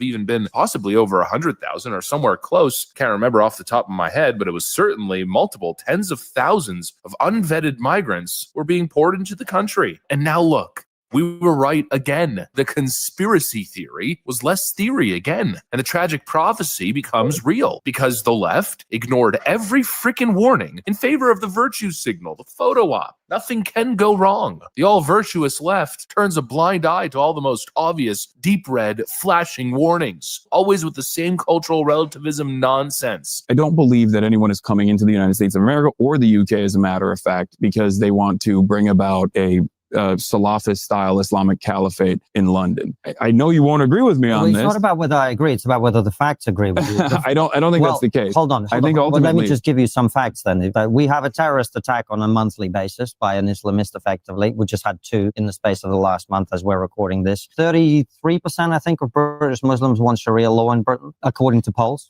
More than half want to ban. I haven't seen these polls. Well, we can put them in for people to see. More than half want to ban homosexuality. So when you say people aren't coming in to introduce an Islamist stuff, well, some of them want to if they're in a position to do so. We have 5 MPs who are effectively elected on a sectarian ticket, like as in we are Muslims, vote for us because you're a Muslim. I think it should be said that the overwhelming majority of British Muslims don't want Sharia law.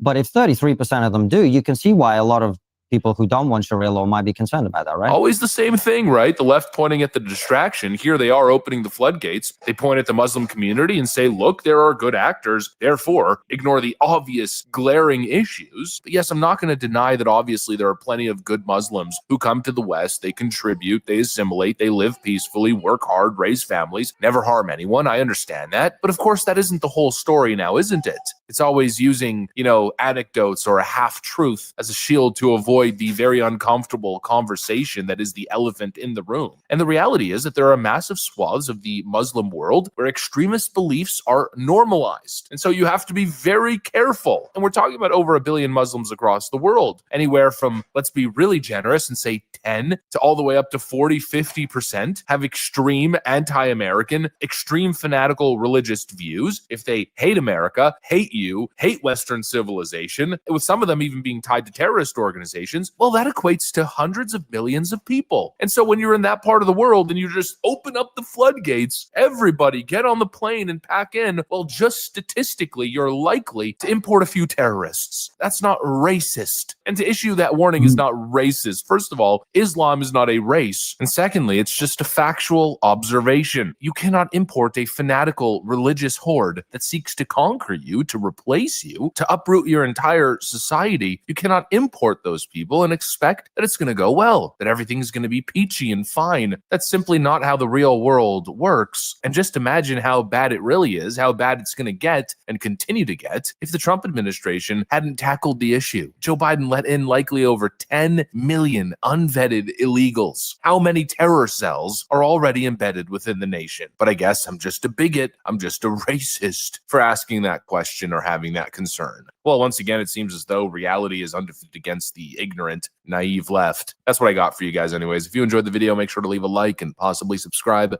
Thanks for watching, and I'll see you on the next one. All right, let's keep it moving because we got another one to watch.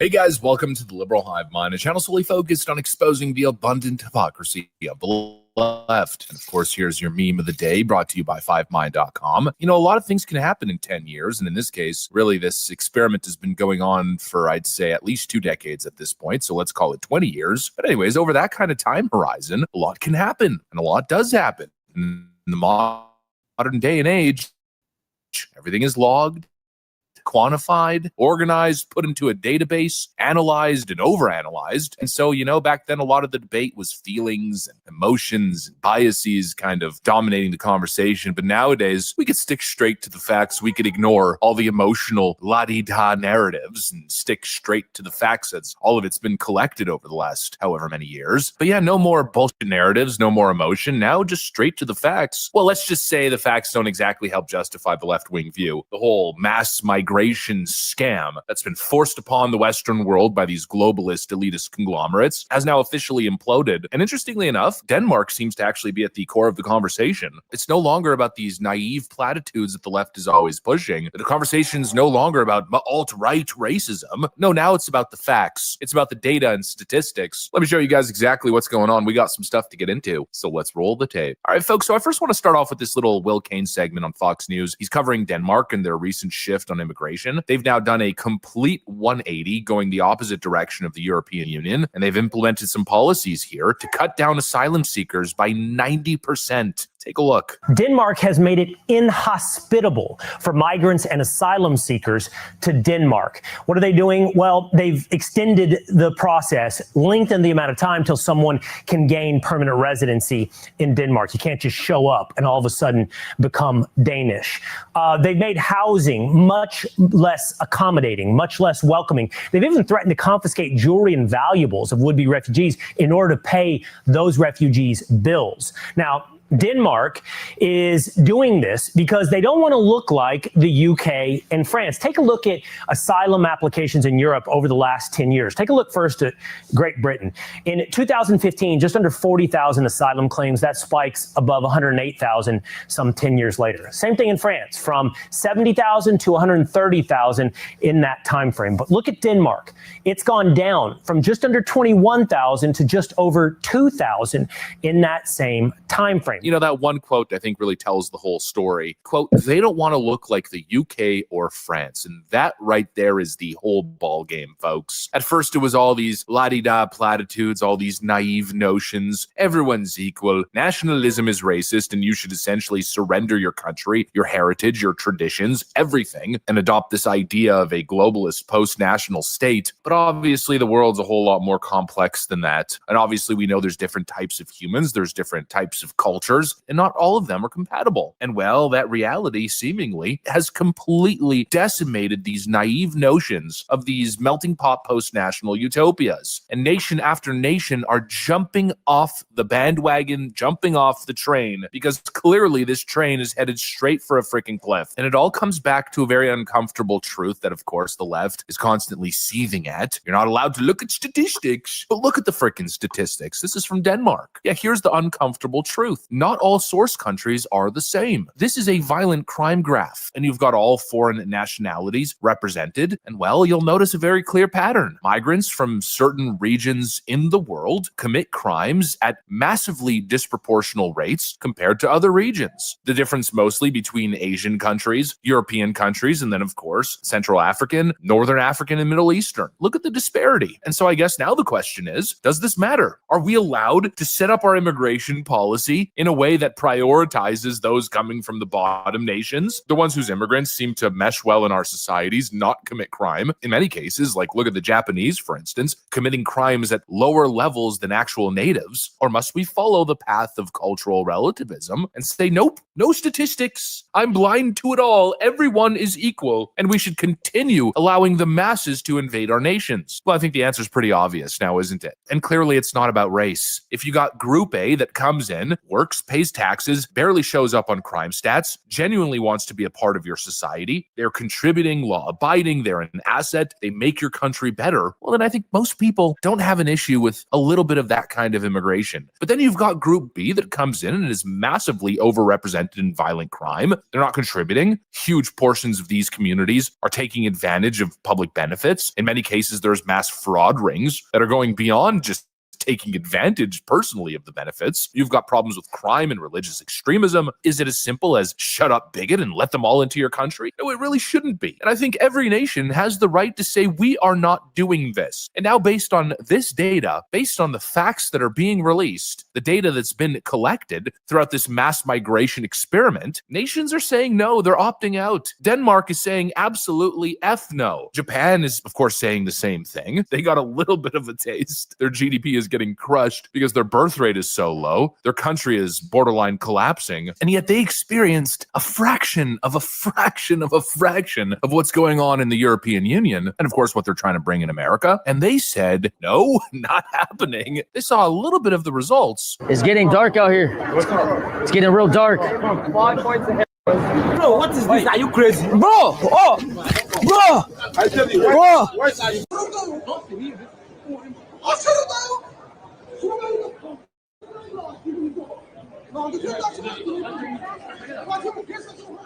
If it was in America with all the people that have guns and the crazy, super violent people, I'm sure people would be getting shot and all types of drugs and people would be stealing from each other. It would be just absolute chaos. But it's crazy because you come to Japan and... Oh, what? You think I'm joking? I'll smack you here now. It's a live stream. You do live stream for making money. You brought it inside here. Calm down. Move here. Hey, calm down. I hate white people. You know. Go. You came here. No. I didn't ask you to come here. Wait, you say? 俺は動画撮ってました。お兄さん買って入ってきました。だからやめて。どっか行ってくださいよ。No. Listen. I don't care. You are recording me. No, I'm not recording you. I'm just recording myself. You came here. Just move. ここは日本ですよ。ここは日本ですよ。私も日本人。あなた日本人じゃないでしょ。そう、日本人よ。They saw what happened on their subway systems, on the streets. They saw how mosques were now popping up all over the country, and they said, no, absolutely freaking not, slamming the brakes on all of it. In other words, they saw the warning signs. And now, well, the warning sign is Denmark. It's Finland. It's Sweden. It's France, the UK, Germany. They went from very little crime to now experiencing epidemics of rapes and arson and attacks, grenade attacks, terrorist attacks, staggering increases in crime in simply a decade or two. And all that's changed is their immigration policy. Their demographics have shifted. The country has the right to import groups of people that they believe will be the most likely to assimilate, to be productive members of society. And if there are particular groups that are failing in that distinction, it's not racist to close the door. It's called self-preservation. Anyways, that's pretty much what I got for you guys. Thanks for watching, and I'll see you on the next one. Pretty good, man. I think Liberal Hive Mind, pretty great show. I All right, so we're gonna go to the last two videos, and the last two videos is paranormal videos. So if you like the paranormal and so forth, then you're gonna enjoy this one. So let's go ahead and set this up. Do a little housekeeping here.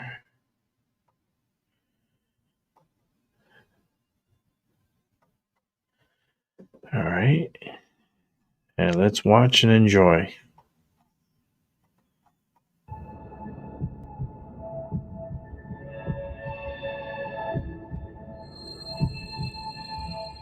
So this was the first time that a viewer sent me an item to be reviewed on the channel. They wanted me to check it out, so that's what I did. I started to make a video on camera about it.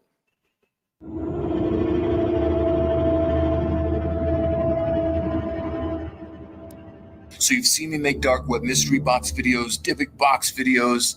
This is a little bit different. This is something that was delivered to me from one of you guys. Somebody sent me an item hoping I would be able to review it here on the channel. And let me just read to you the letter that's in this box first.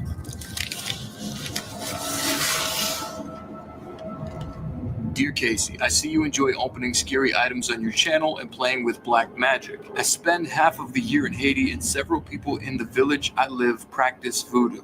I was able to buy a voodoo doll from an actual voodoo priest practicing in Haiti just to send to you. These dolls are used for casting curses. Be safe, Samuel. And this was actually written to me on a Bible page. I'm not a very religious person. However, I still wouldn't really be too comfortable ripping pages out of the Bible just for a video. So, thanks, Samuel. I have an actual voodoo doll now from a practicing voodoo priest. The contents of this box.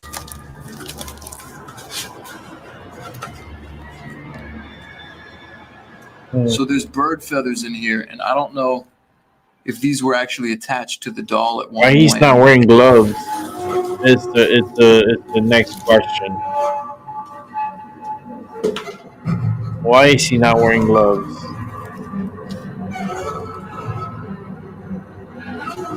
This is an actual voodoo doll. Wow, the audio. Obviously, I didn't know while I was recording that my audio had completely dropped out. I recorded for another 30 minutes making that video, and when I got downstairs to edit, I realized, okay, there's nothing I can do with this. There's no sound. I just ran a couple tests on the doll, and I didn't really get any results back. So I figured it's not showing me anything, or it's not giving anything to my viewers to watch. So I put it back in the box, and I put it in the closet. But what I didn't know is that things around my house would begin to get really weird over the next several days, and I captured as much as I could on camera, but these are things that I cannot even begin to explain or understand. So I'm just gonna let you guys go ahead and see the tapes that I caught right now. So overall, I would say it's got a really good image quality. It is 1080p native resolution, and it is a pretty good price for a projector in this range. So if you're looking for something like... Wow. Sound like someone just threw something at the window. Holy... What the... Holy shit, that was crazy. What? Holy... God damn it, I almost had a heart attack. Wow, I have it. And Did you just f*** yourself up? Let me just show you guys what just happened to me real quick. I was in the middle of the product review, and I heard a bang on the window, and when I went to go look out the window, a crow literally flew right at my face. Like, I opened the blinds, and a bird hit the window right in front of my face when I opened up the blinds. And then when I looked down, I realized that there's two of them out here. I actually think this one's still alive. Hold on. I thought that one of them might still be alive. I grabbed a towel. I was gonna see if it was savable, but apparently not. So I think maybe it was just like body twitches or something. I'm gonna I just put them in a box throwing them out. But yeah, that's crazy. I've never had anything like that happen to me before. What are you gonna do? Throw them in the trash? That's what he did. He threw them in the trash. I saw the one look like it was moving. I thought maybe I would be able to save it. But no, it was dead. It looked like it broke its neck. It's unfortunate. Wow, two Scared the hell out birds. of me, No, though. I wasn't expecting a bird to fly into my face when I looked out the window. 2 times. Yeah, crows.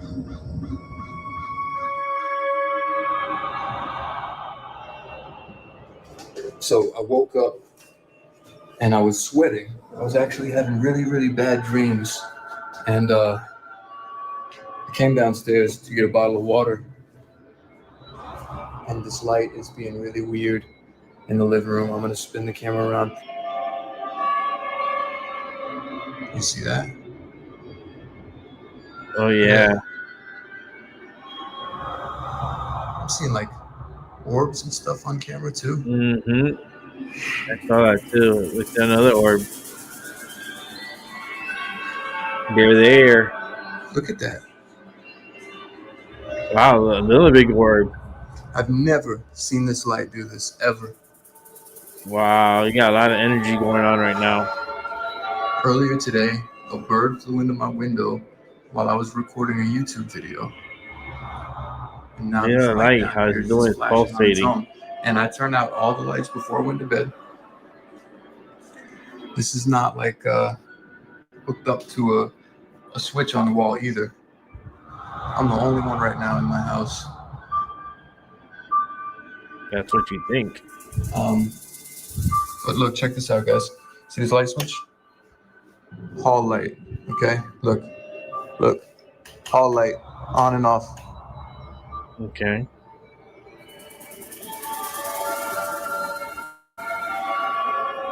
See this switch? Outside patio light. This does not have anything to do with that. See? Well, okay. It's so weird. So That is unplug it. Unplug it. See if it still lights up.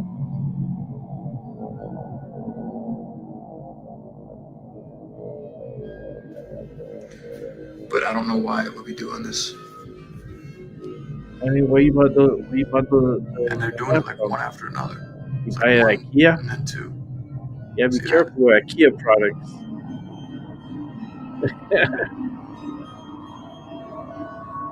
It's strange. Unplug it.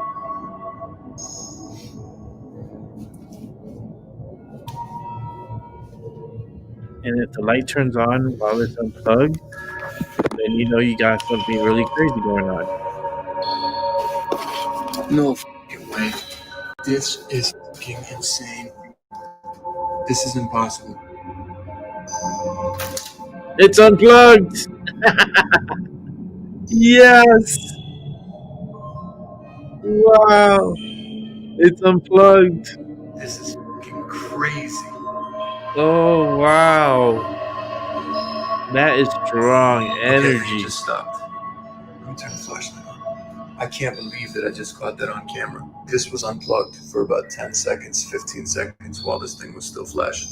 Wow. That's strong energy.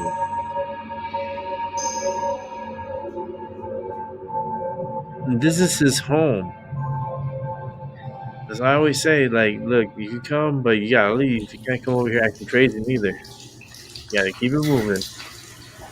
So I woke up this morning and my whole dining room and living room floor was soaking wet. I mean, there was water everywhere. I had to shop vac the water up. I had to use towels, mops. I finally got the water up, but my AC is just running constantly, and I don't understand. It hasn't had any problems up until now, and I just woke up and found water all over my floor. Oh, what a fucking headache. Oh, man. I've been through that before. That's a fucking headache. This is crazy. So as soon as I walked into my studio, I realized that there was like 20 flies in here. Oh, And I've got most of them out now. I have my window dude, open over you there, have. and I've gotten probably like 10 or 15 of them out. But I mean, there was just all That's these not flies in my good. studio. That's And that really doesn't make any sense evil. to me because I don't have food up here. I don't even have a garbage can in my Really studio. bad I always keep energy. the door closed to my studio. And like, I just came up here, opened up the door, and there's like flies everywhere in the studio. And it wasn't the birds. I got rid of the birds yesterday when they flew into the window. So I don't know where all these flies are coming from. It's really f***ing crazy.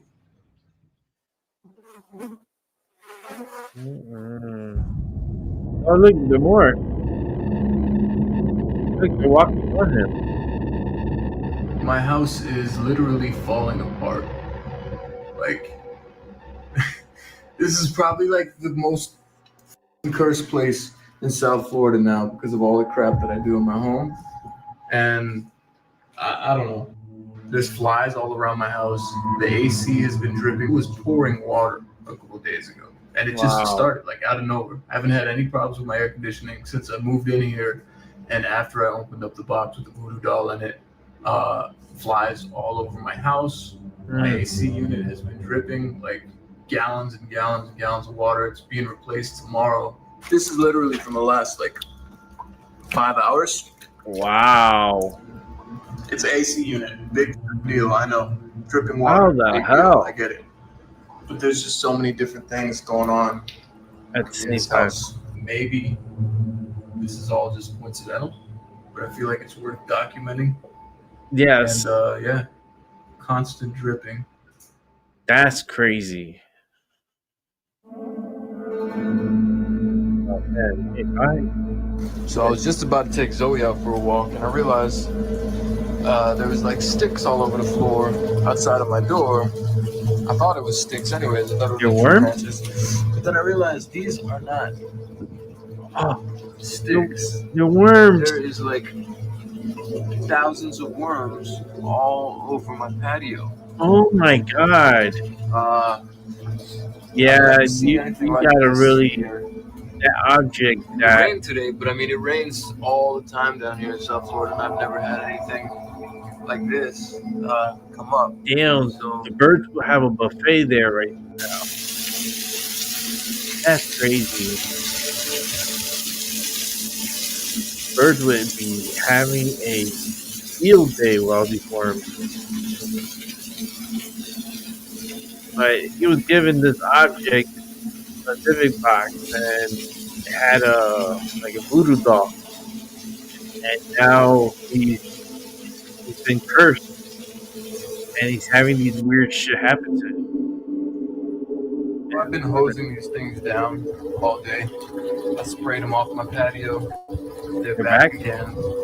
This time I think I'm going to sweep them up. I'm going to try to use a broom, maybe. They're Get back. them all up in a bucket. Take them over to the lake, the other side of my neighborhood. Are you kidding me? I'm going to start sweeping these guys.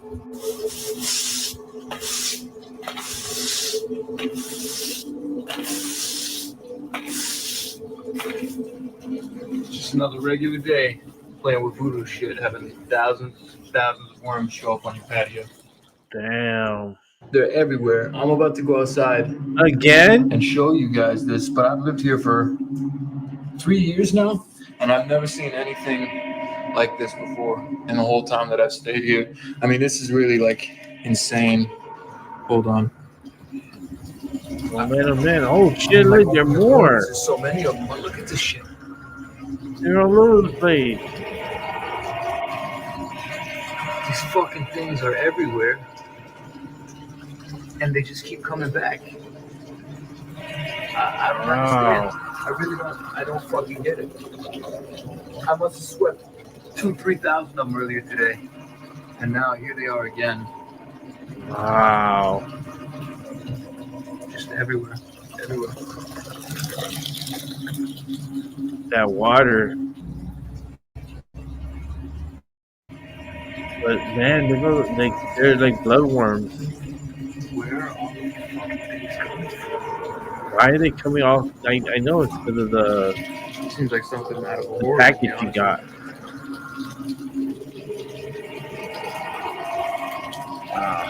This is the second time today that there have been like 1,000 worms on my patio. They showed up first in the morning. I swept them all up. I must have swept up like 2,000 to 3,000 of them in a bucket and dumped them in a lake. And now they're back again. They just keep coming. It's the weirdest fucking thing. I don't know how to explain it.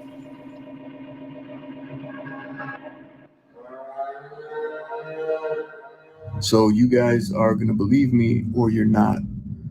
But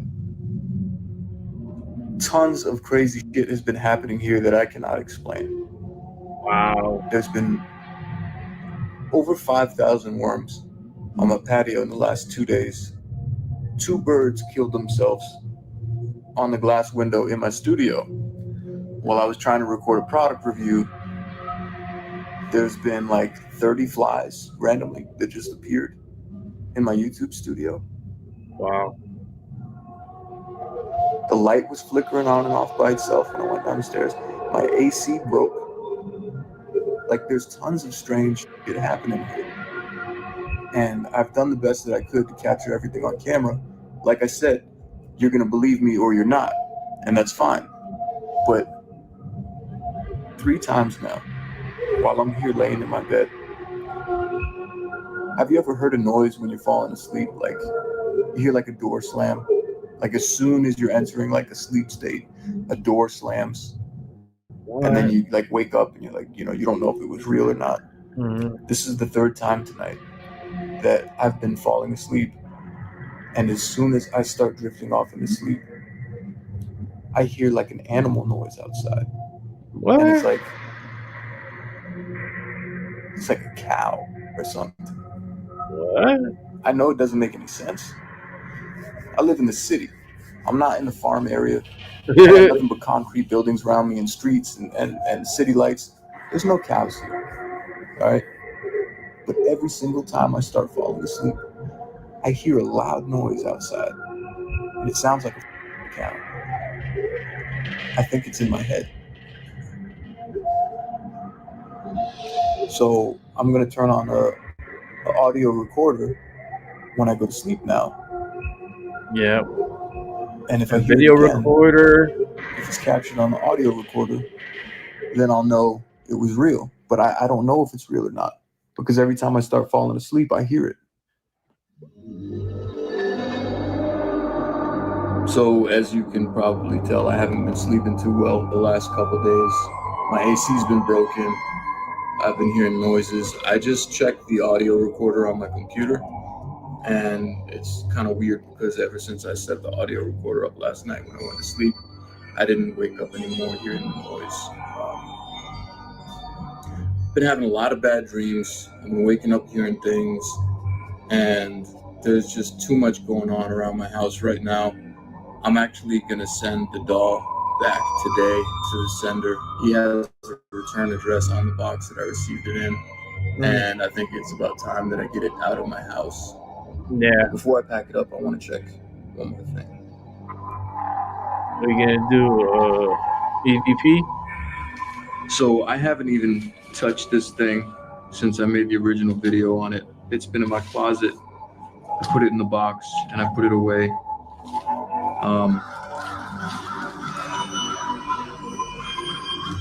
But just out of curiosity, before I send it back, I want to see what it's inside of it, because I've seen some weird inside of some other things, and I don't know if I'm going to be like cursed for the rest of my life because I'm doing this.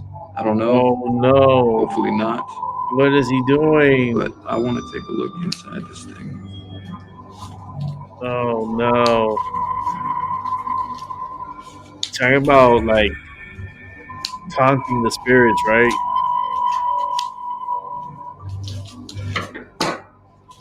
What's that? It could be human hair. What is that? Oh, what? There's bugs in this, and there's like dried up blood on the on some of the twine or whatever this is. I'm done with this. I'm sending this back right now. I'm gonna go get a label made, and we're gonna send this back right now. I do a lot for the channel and I do a lot for you guys, but this shit right here, enough is enough.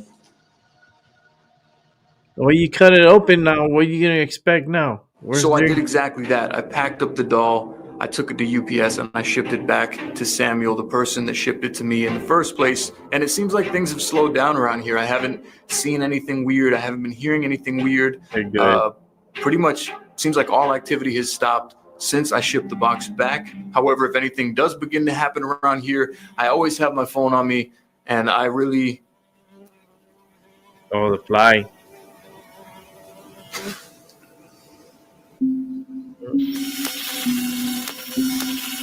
Ew. I don't want to see that. That's nasty. All right, let's keep it moving. We got the last show of the night, and it's another pretty good show. Let's see what's up.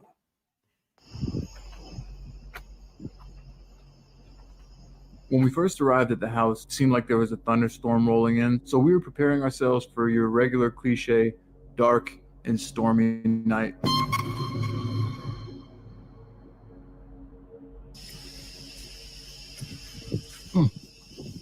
Still got Christmas lights up, huh? Yeah. I mean, they're only 9 months late. Or 3 months early, however you want to look at it. But didn't it happen around Christmas? Yeah. That's what they said. There you know, it's the last time someone was here. Could be. Watch your step.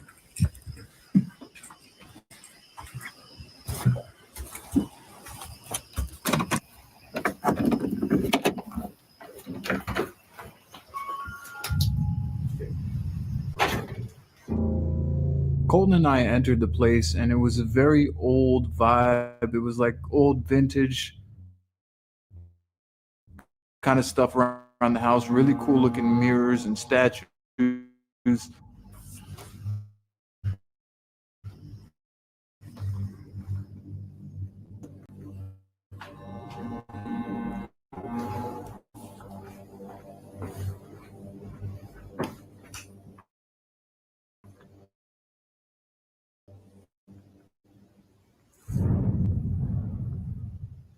So quiet in here. Is it warm in here to you? A little bit. Like stuffy. So they did say that their grandma used an elevator to get up and down the stairs before she passed. And I don't know.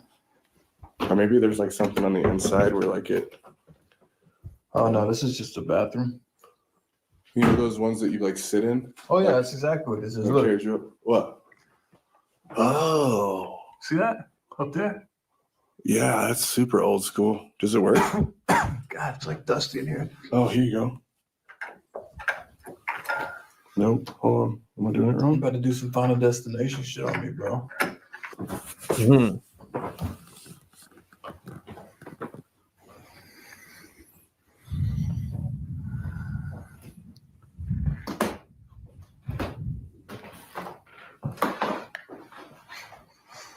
A lot of old antique stuff. The fuck was that?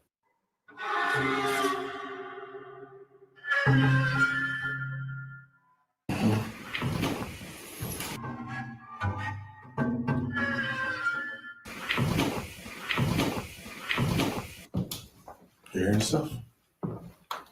Yeah. I think maybe when I walked past here, something squeaked. Oh. And then it, Whoa. that's the door. That's the door chime, right? Within the first 2 minutes of being there, we heard the alarm system say that a door had opened. I think maybe when I walked past here, something squeaked. Oh. And then it, Whoa. that's the door. That's the door chime, right? Hello? Hello? Did you lock the door behind you? Yeah. It's wide open. No, it's not. Yeah, it is.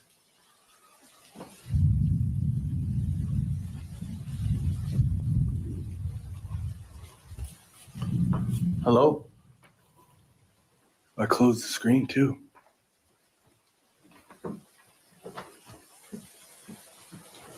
Close that shit and lock it. I just did.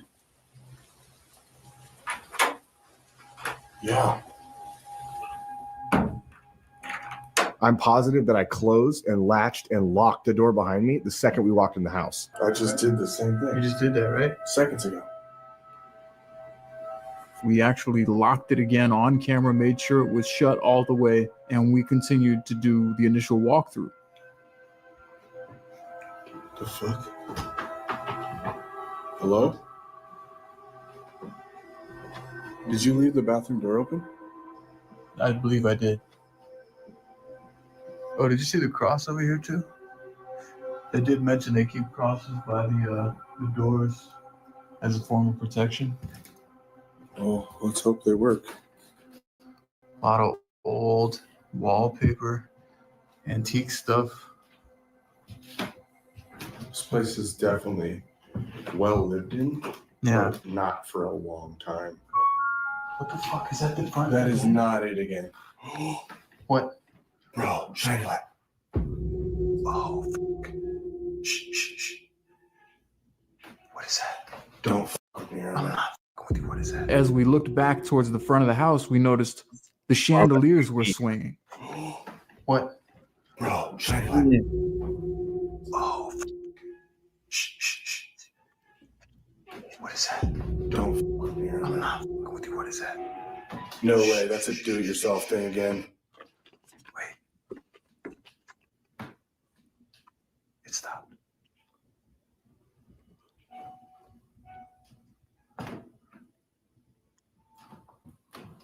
Hello?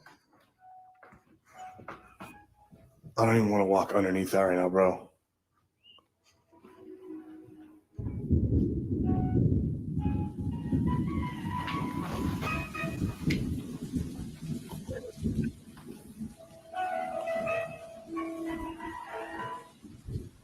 What is that?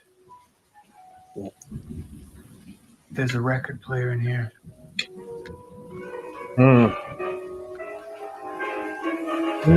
The front door is open. Yeah. I'm turning this shit off. What's up with the fucking front door? I don't know, dude. Static camera. Yeah, let's put a static camera on the front of the house.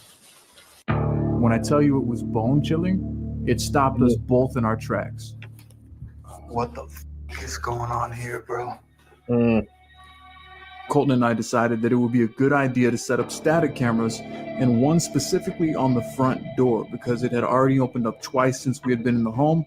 And while we were actually setting up the camera, the door opened a third time. No way.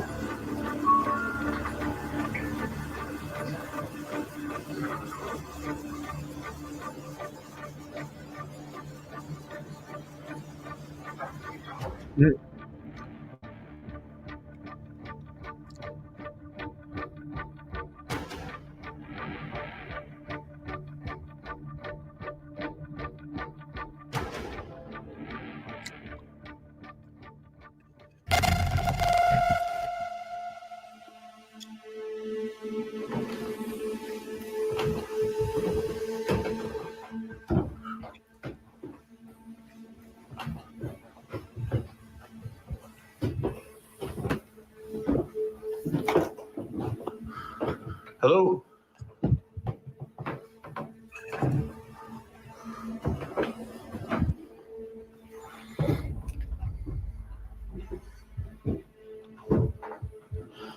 So they said there's a room on the second floor that has twin beds. They said they get a lot of activity in that room.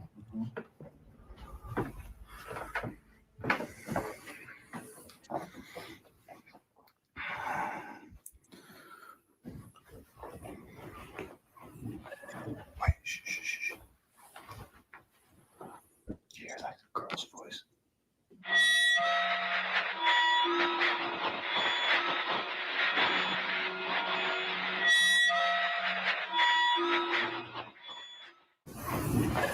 Wait, shh.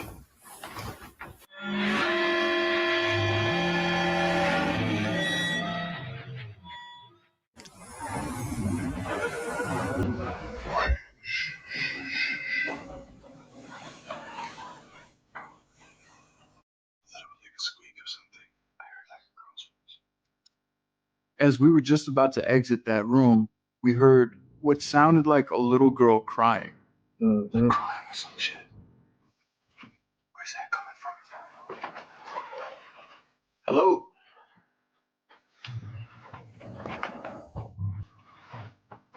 It sounded like it was coming from down the hallway.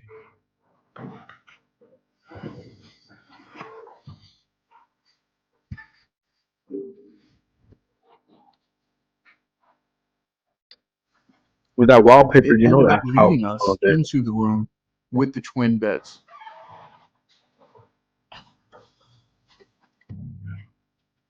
Here's the room with the twin beds. It sounded like it was coming from this way too.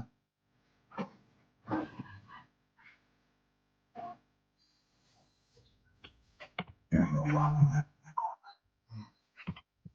I'm having like a hard time breathing up here. It feels like it's changing temperature too up here. Yeah, it's like hard to breathe up here. Is there somebody in this room that would like to communicate with us? No stars and shit on the ceiling. Obviously a kid's room. Is Grandma still in this house?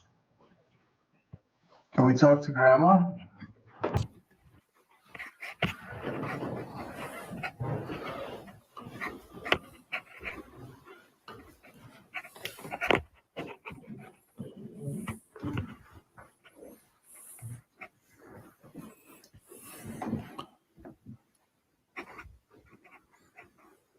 Weird. If anything was Grandma's room, this is it. Yeah, this would be it, right? Look, you got the walk-in closet. Well, they said we wouldn't have access to the third floor where she was at in hospice. I guess she died on the third floor. Whoa. Why are you talking about it right here now?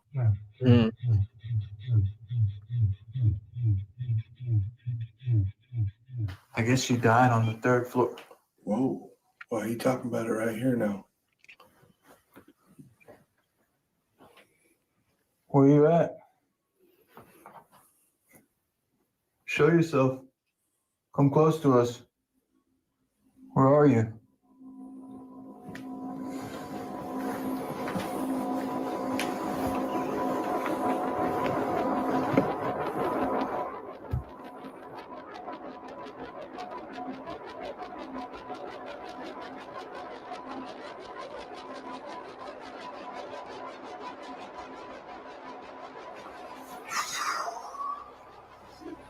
I feel weird up here, man. I feel like it feels like hot, like almost like I'm clammy, like Yeah. I'm sweating, like What makes it's kind of hard to breathe. Yeah, exactly.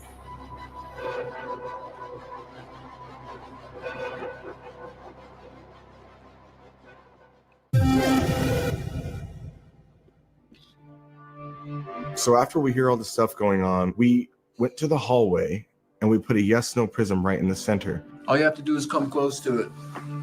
We'll give you all the space you need to light it up. Green for yes, red for no. We'll ask you very simple questions.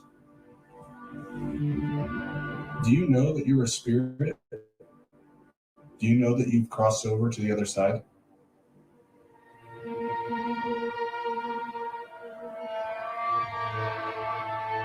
Do you like going by Grandma, or would you rather us use your name, even though the owners of the property said that they would prefer we don't use your name on the channel?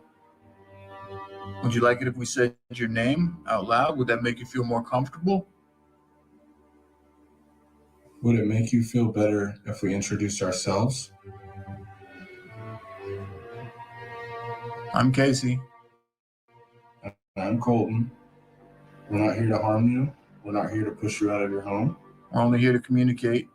We're here to gather evidence to give your descendants better answers to what's going on in this home. We asked a series of questions. Like yes, no's, very simple stuff. We introduced ourselves. Did you die on the third floor? Is that why you don't like visitors being on the third floor? Is that why we were told we're not allowed up there?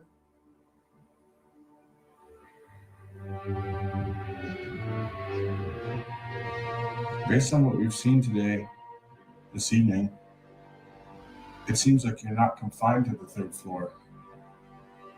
Unless there's more than one of you here.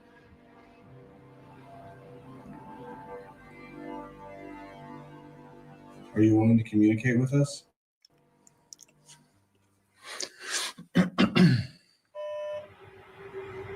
No. Not your answer. Not willing to communicate with us.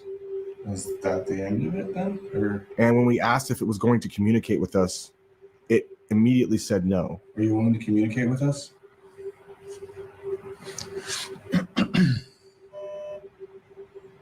No. Not your answer. Not willing to communicate with us. Is that the end of it then? Or I guess we'll see. I suppose. I don't know. So sorry you feel that way. Maybe if we tell you that we met some of your descendants, we've met some of the younger members of your family. We asked if whatever was present would like to communicate with us. It answered no. And it seemed like after that, we couldn't get anything else to come through on the yes/no prism.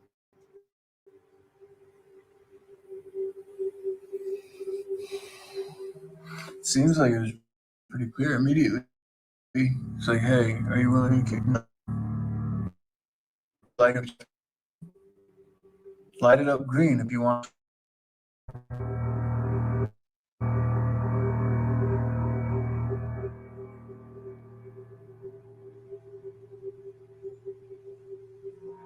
Would you like it if we used other methods of communication?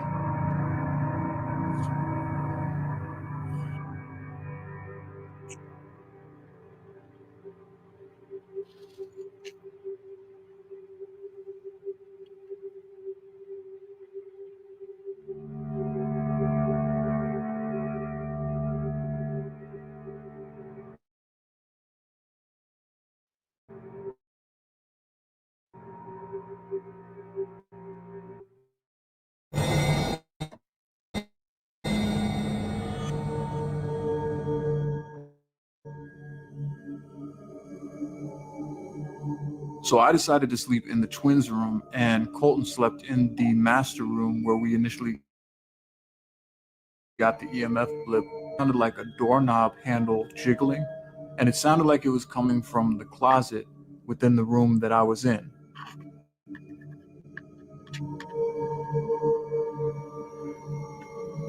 So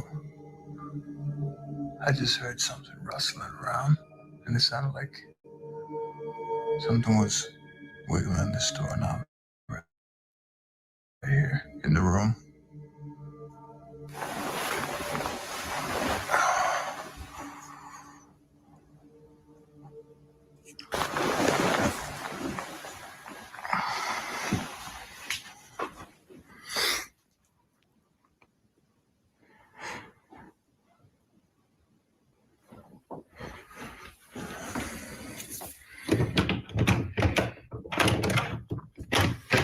This is locked.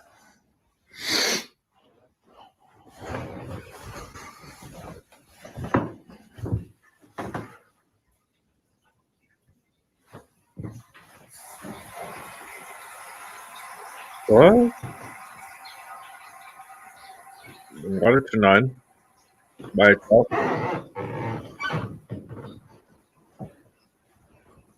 Spirit needs to take a shower.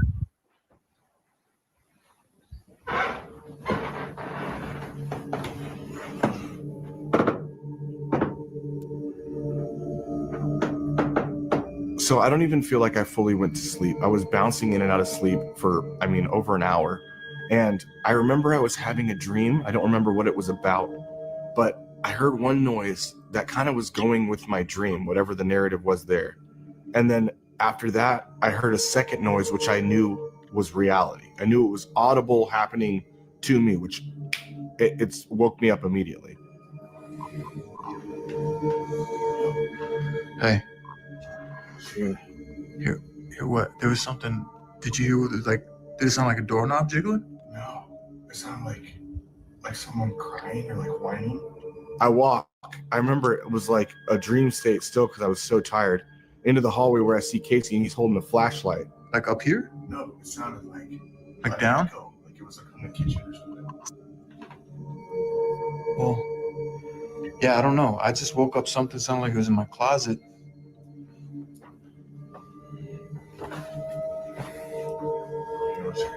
Yeah. I mean, I'm up now.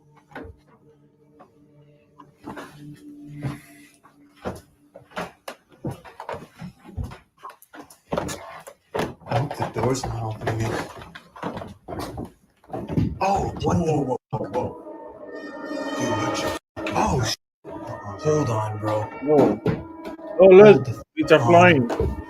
I saw everything. You saw all that, dude? All of that. We're coming downstairs, and I'm behind Casey, and I look over his right shoulder, and I see a book come flying off the bookshelf. Yeah. But, whoa. And then another one, and then another one. Oh, hold on, bro. violently, too. Hold the on. I saw everything. You saw all that, dude? We both saw that with our own eyes. We got it on my camera. We saw it when we were coming down. Oh, Whoa. Dude, oh, hold on, bro. Hold the on. I saw everything. You saw all that, dude? All of that.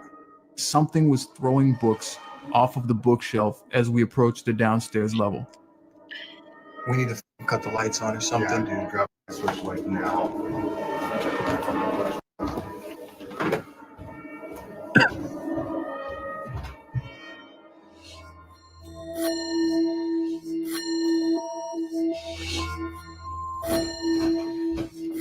What is it?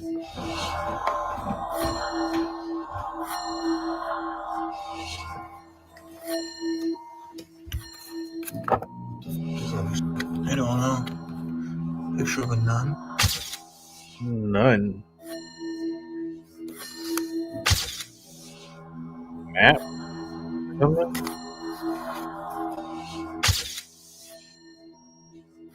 Christmas card. I'll wait it out till sunrise. I mean, we only got another hour left. We might as well. I'm not going to sleep. I'm going to put a shirt on and I'm going to come sit right here in the living room and see if I can get shit to move down here. All right, yeah, that's. I guess I'm sitting in the living room.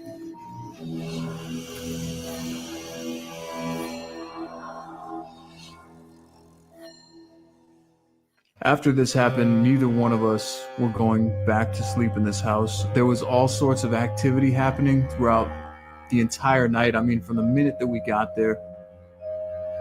This place has got some seriously strange things going on. I don't think any of it was like meaning us any sort of harm. I don't think it was trying to necessarily scare us as much as it was just trying to be mischievous. Even to the point where we were trying to go to sleep, there was things waking us up in the home. We tried to get as much communication as we could. We did as many tests as we possibly could until the sun came up.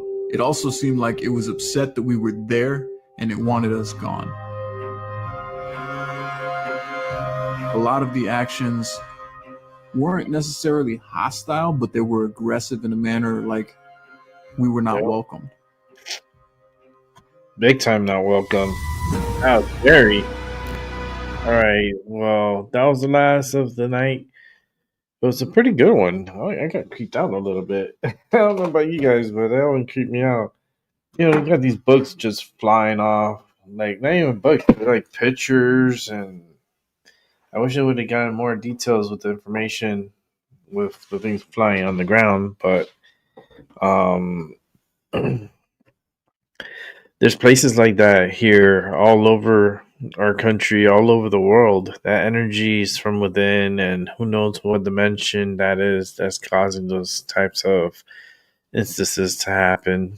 But it is what it is, and I am tired again, and it's 10 o'clock, but I'm tired. I had a long day today, and I'm ready to hit the sack. Thank you for watching. I truly appreciate it so much. Just have a good morning, good afternoon, and a good night. And I'll catch you on the flip side. And I'll be back on here hopefully maybe tomorrow. Don't know exactly what time because it's Saturday, so it can be any time really. Maybe early afternoon. Maybe I should do an early show and just one entry for the day. Maybe that'd be a probably something I can make that happen for tomorrow. And yeah, Black Friday was disappointing. It was disappointed. I'm disappointed. I'm gonna check out Amazon, lay down and check out Amazon and check out a couple of see what sales do they have, if it's even worth it, and should I wait for Cyber Monday? Because tomorrow is small business. It's like the small business sales for mom and pop own home, like places like that, like small business. So yeah, support your small businesses. They really do appreciate your business. So all right guys, I'm going to sleep. I'm tired. All right. Good night. Peace.